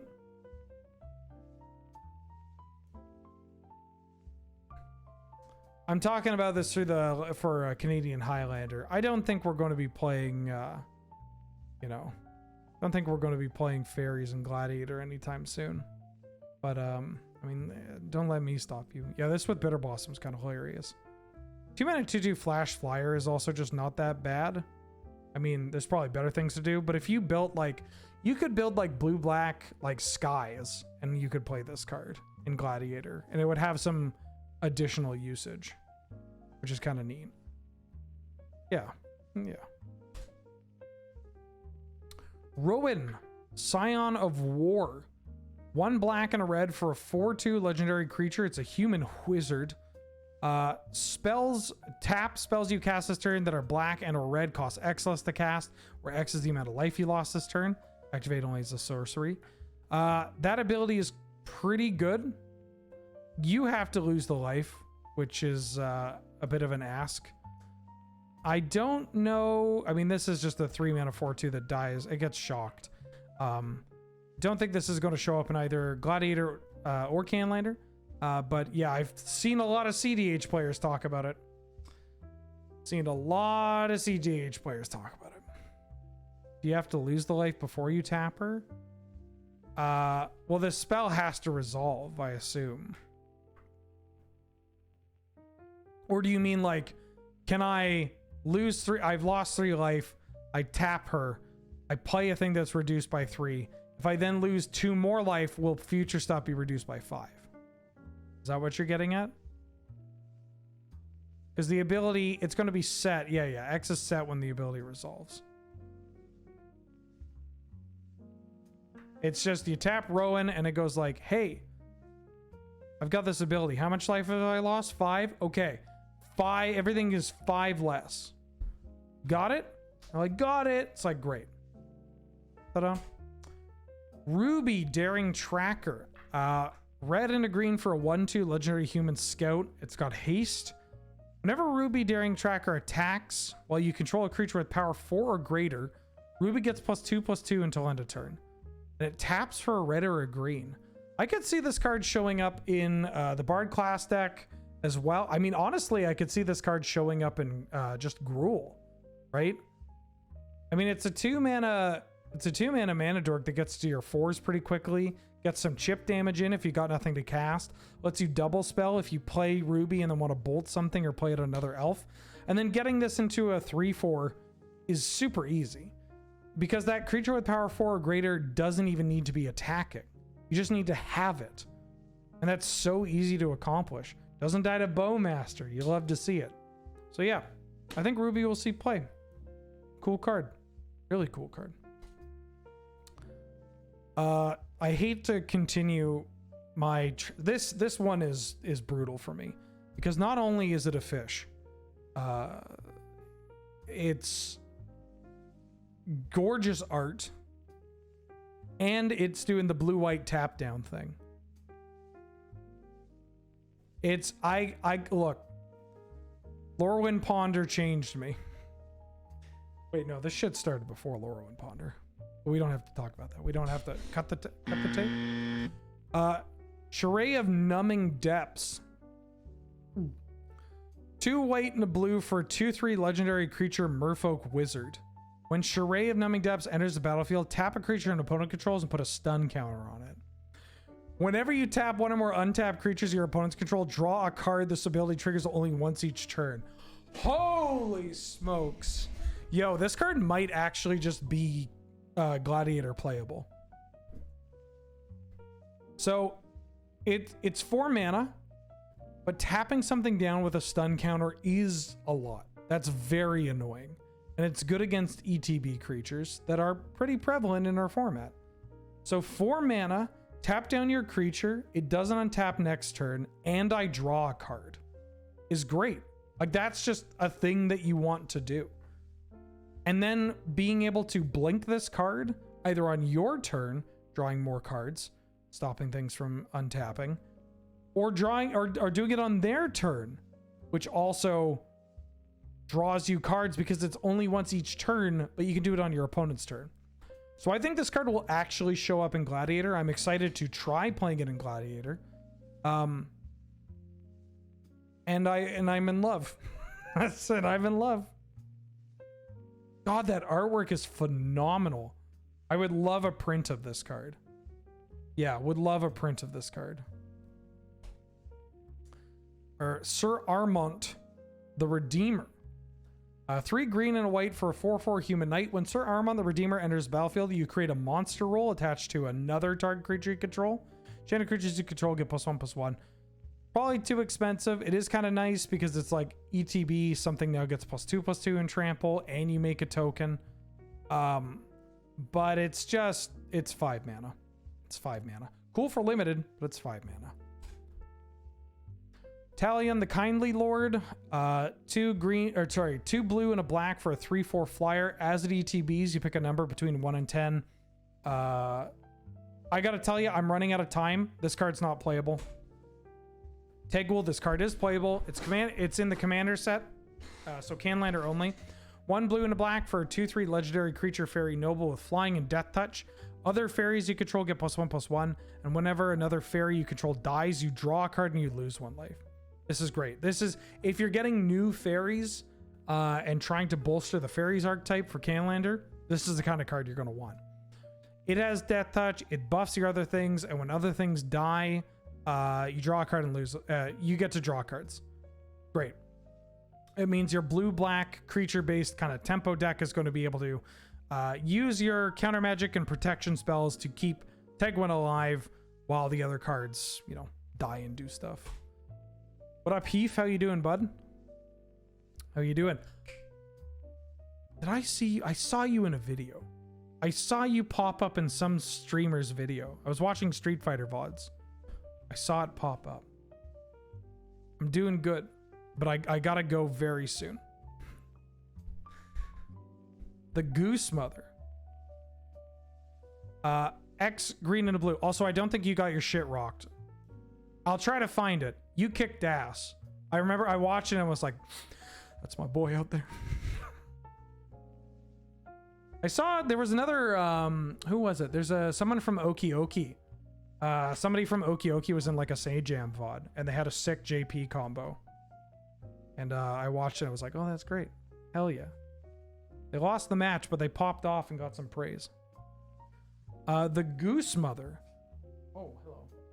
The Goose Mother. X green and a blue for a 2/2 bird hydra. It's a legendary creature with flying. The Goose Mother enters the battlefield with X/1/1 counters on it. When the Goose Mother enters the battlefield, you create half X tokens rounded up. And whenever the Goose Mother attacks, you may sack a food. If you do, draw a card. So the trick of this card is you can actually just play this as a 2-mana 2/2 flyer. Like you could just play this. And just start drawing cards. Half of 1 rounded up. That's pretty good. So you're just you could pay 3 mana for this card, get a 3/3 flyer that ends up making a food token. I think this card will see play. I'm going to try this out in both Gladiator and Canlander. More excited for it in Canlander, though, admittedly. But I think this card will see play. What do I think about the type line? Bird Hydra? I mean, I'm going to be playing this card, right? As a commander. It's a goose. Oh, I forgot to mention. Kiefer stream. We're doing a Kiefer stream sometime soon. And we're playing Untitled Goose Game together.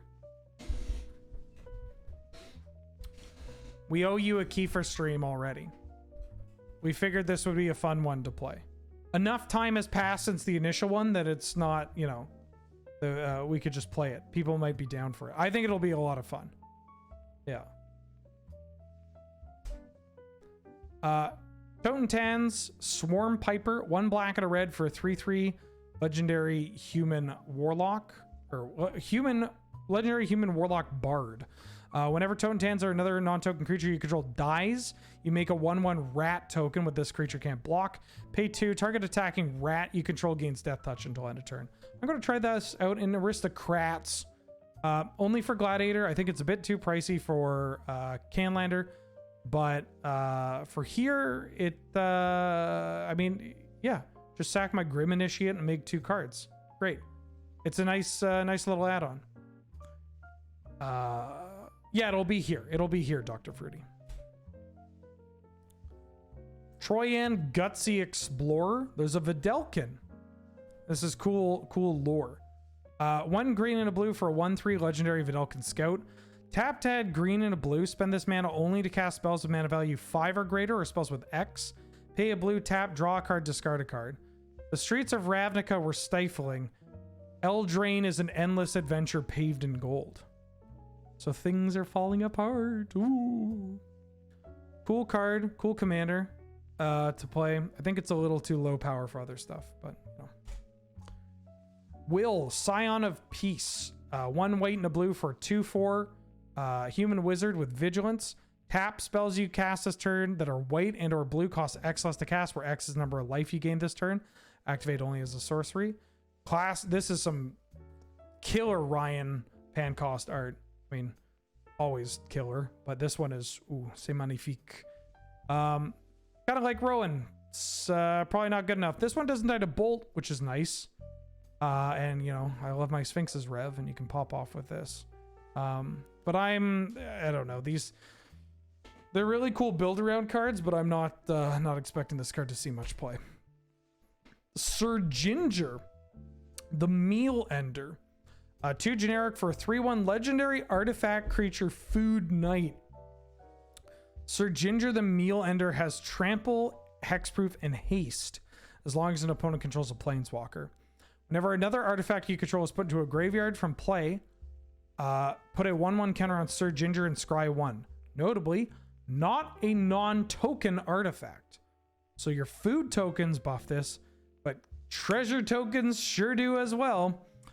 And then pay 2 tap, sack Sir Ginger, you gain life equal to its power. Yeah, clues too. Treasures, I mentioned treasures because they're abundant and they're free to sack. This will do a lot. I'm so stoked for this card. I'm going to be playing it in both Highlander and Gladiator. It's good. It's so good for the artifact deck. Like, it just gets so big and has trample. I mean, if they don't have a planeswalker, then it's just, you know, it's just a little gingerbread. But like, I don't know, you saw when I played the artifact deck on stream, this must have been like 4 months ago or whatever. But when we played the artifact deck on stream, we could grind out super well. One of the issues that we did run in is our ability of pushing through some board stalls, especially when opponents have a bunch of blockers plus a planeswalker. And this is the kind of card that would be really nice to find its way into there. This card's bad for us. And then we have 2 of the... I think we only have 2?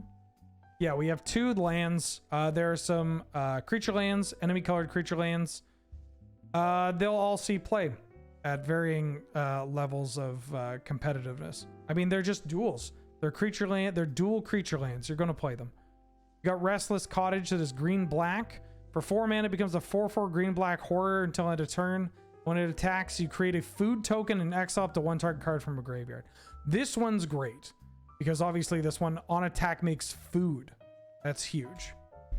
And then Restless Fortress, 4 mana, 1/4. When it attacks, defending player loses 2 and you gain 2. This one's okay. They're all going to see play. This one's not that bad. But you know, it's just not as, like, making a food token and exiling is huge, especially because you know, there are decks that want to generate as many food tokens as possible, but you know, this one will see play too. Cool. I'm going to call it there because I have to go like immediately to a stream over at twitch.tv/loadingreadyrun where we're playing Marvel Champions on AFK, myself, Ben, and James. Thanks for watching. Thanks for tuning in. Before I close, I'm going to be streaming again tomorrow, talking about more previews and doing more stuff. Apologies that I wasn't able to stream as much. My head was fucked. It's better now. I'm still going to play it a little cautiously, but I'm excited to be able to, anytime this happens, glad to come back. And as we get later in the summer, hopefully this becomes less of an issue. So yeah. Before I do go, I have a couple of things. I thought I did. There's a PPR. PPR. August 26th. Check it out. Sheevan Wheel Love Magic. New episode for Onslaught came out. Achievement Wheel of Magic has a Patreon. You can support us through there. I have a Patreon. I'll do that because I'm here. The episode of Shuffle Up and Play is available on Prof's channel. There was the HelloFresh is still technically sponsoring the stream for the next week. You can use that code and it helps me. And also Surfshark VPN sponsors the channel. Use that link, it helps me. Great. We're on that grind. Let me drop you kids off somewhere. Why, if it isn't iconic Hearthstone streamer Voxy?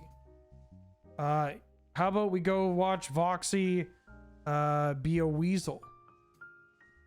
Or something. I don't know. Nobody else I know is online. Go watch Voxy be a weevil and weevil. Go here. That's what we do. Go to Voxy's stream and ask her about insect-related Yu-Gi-Oh cards. And I'll see you tomorrow. Bye.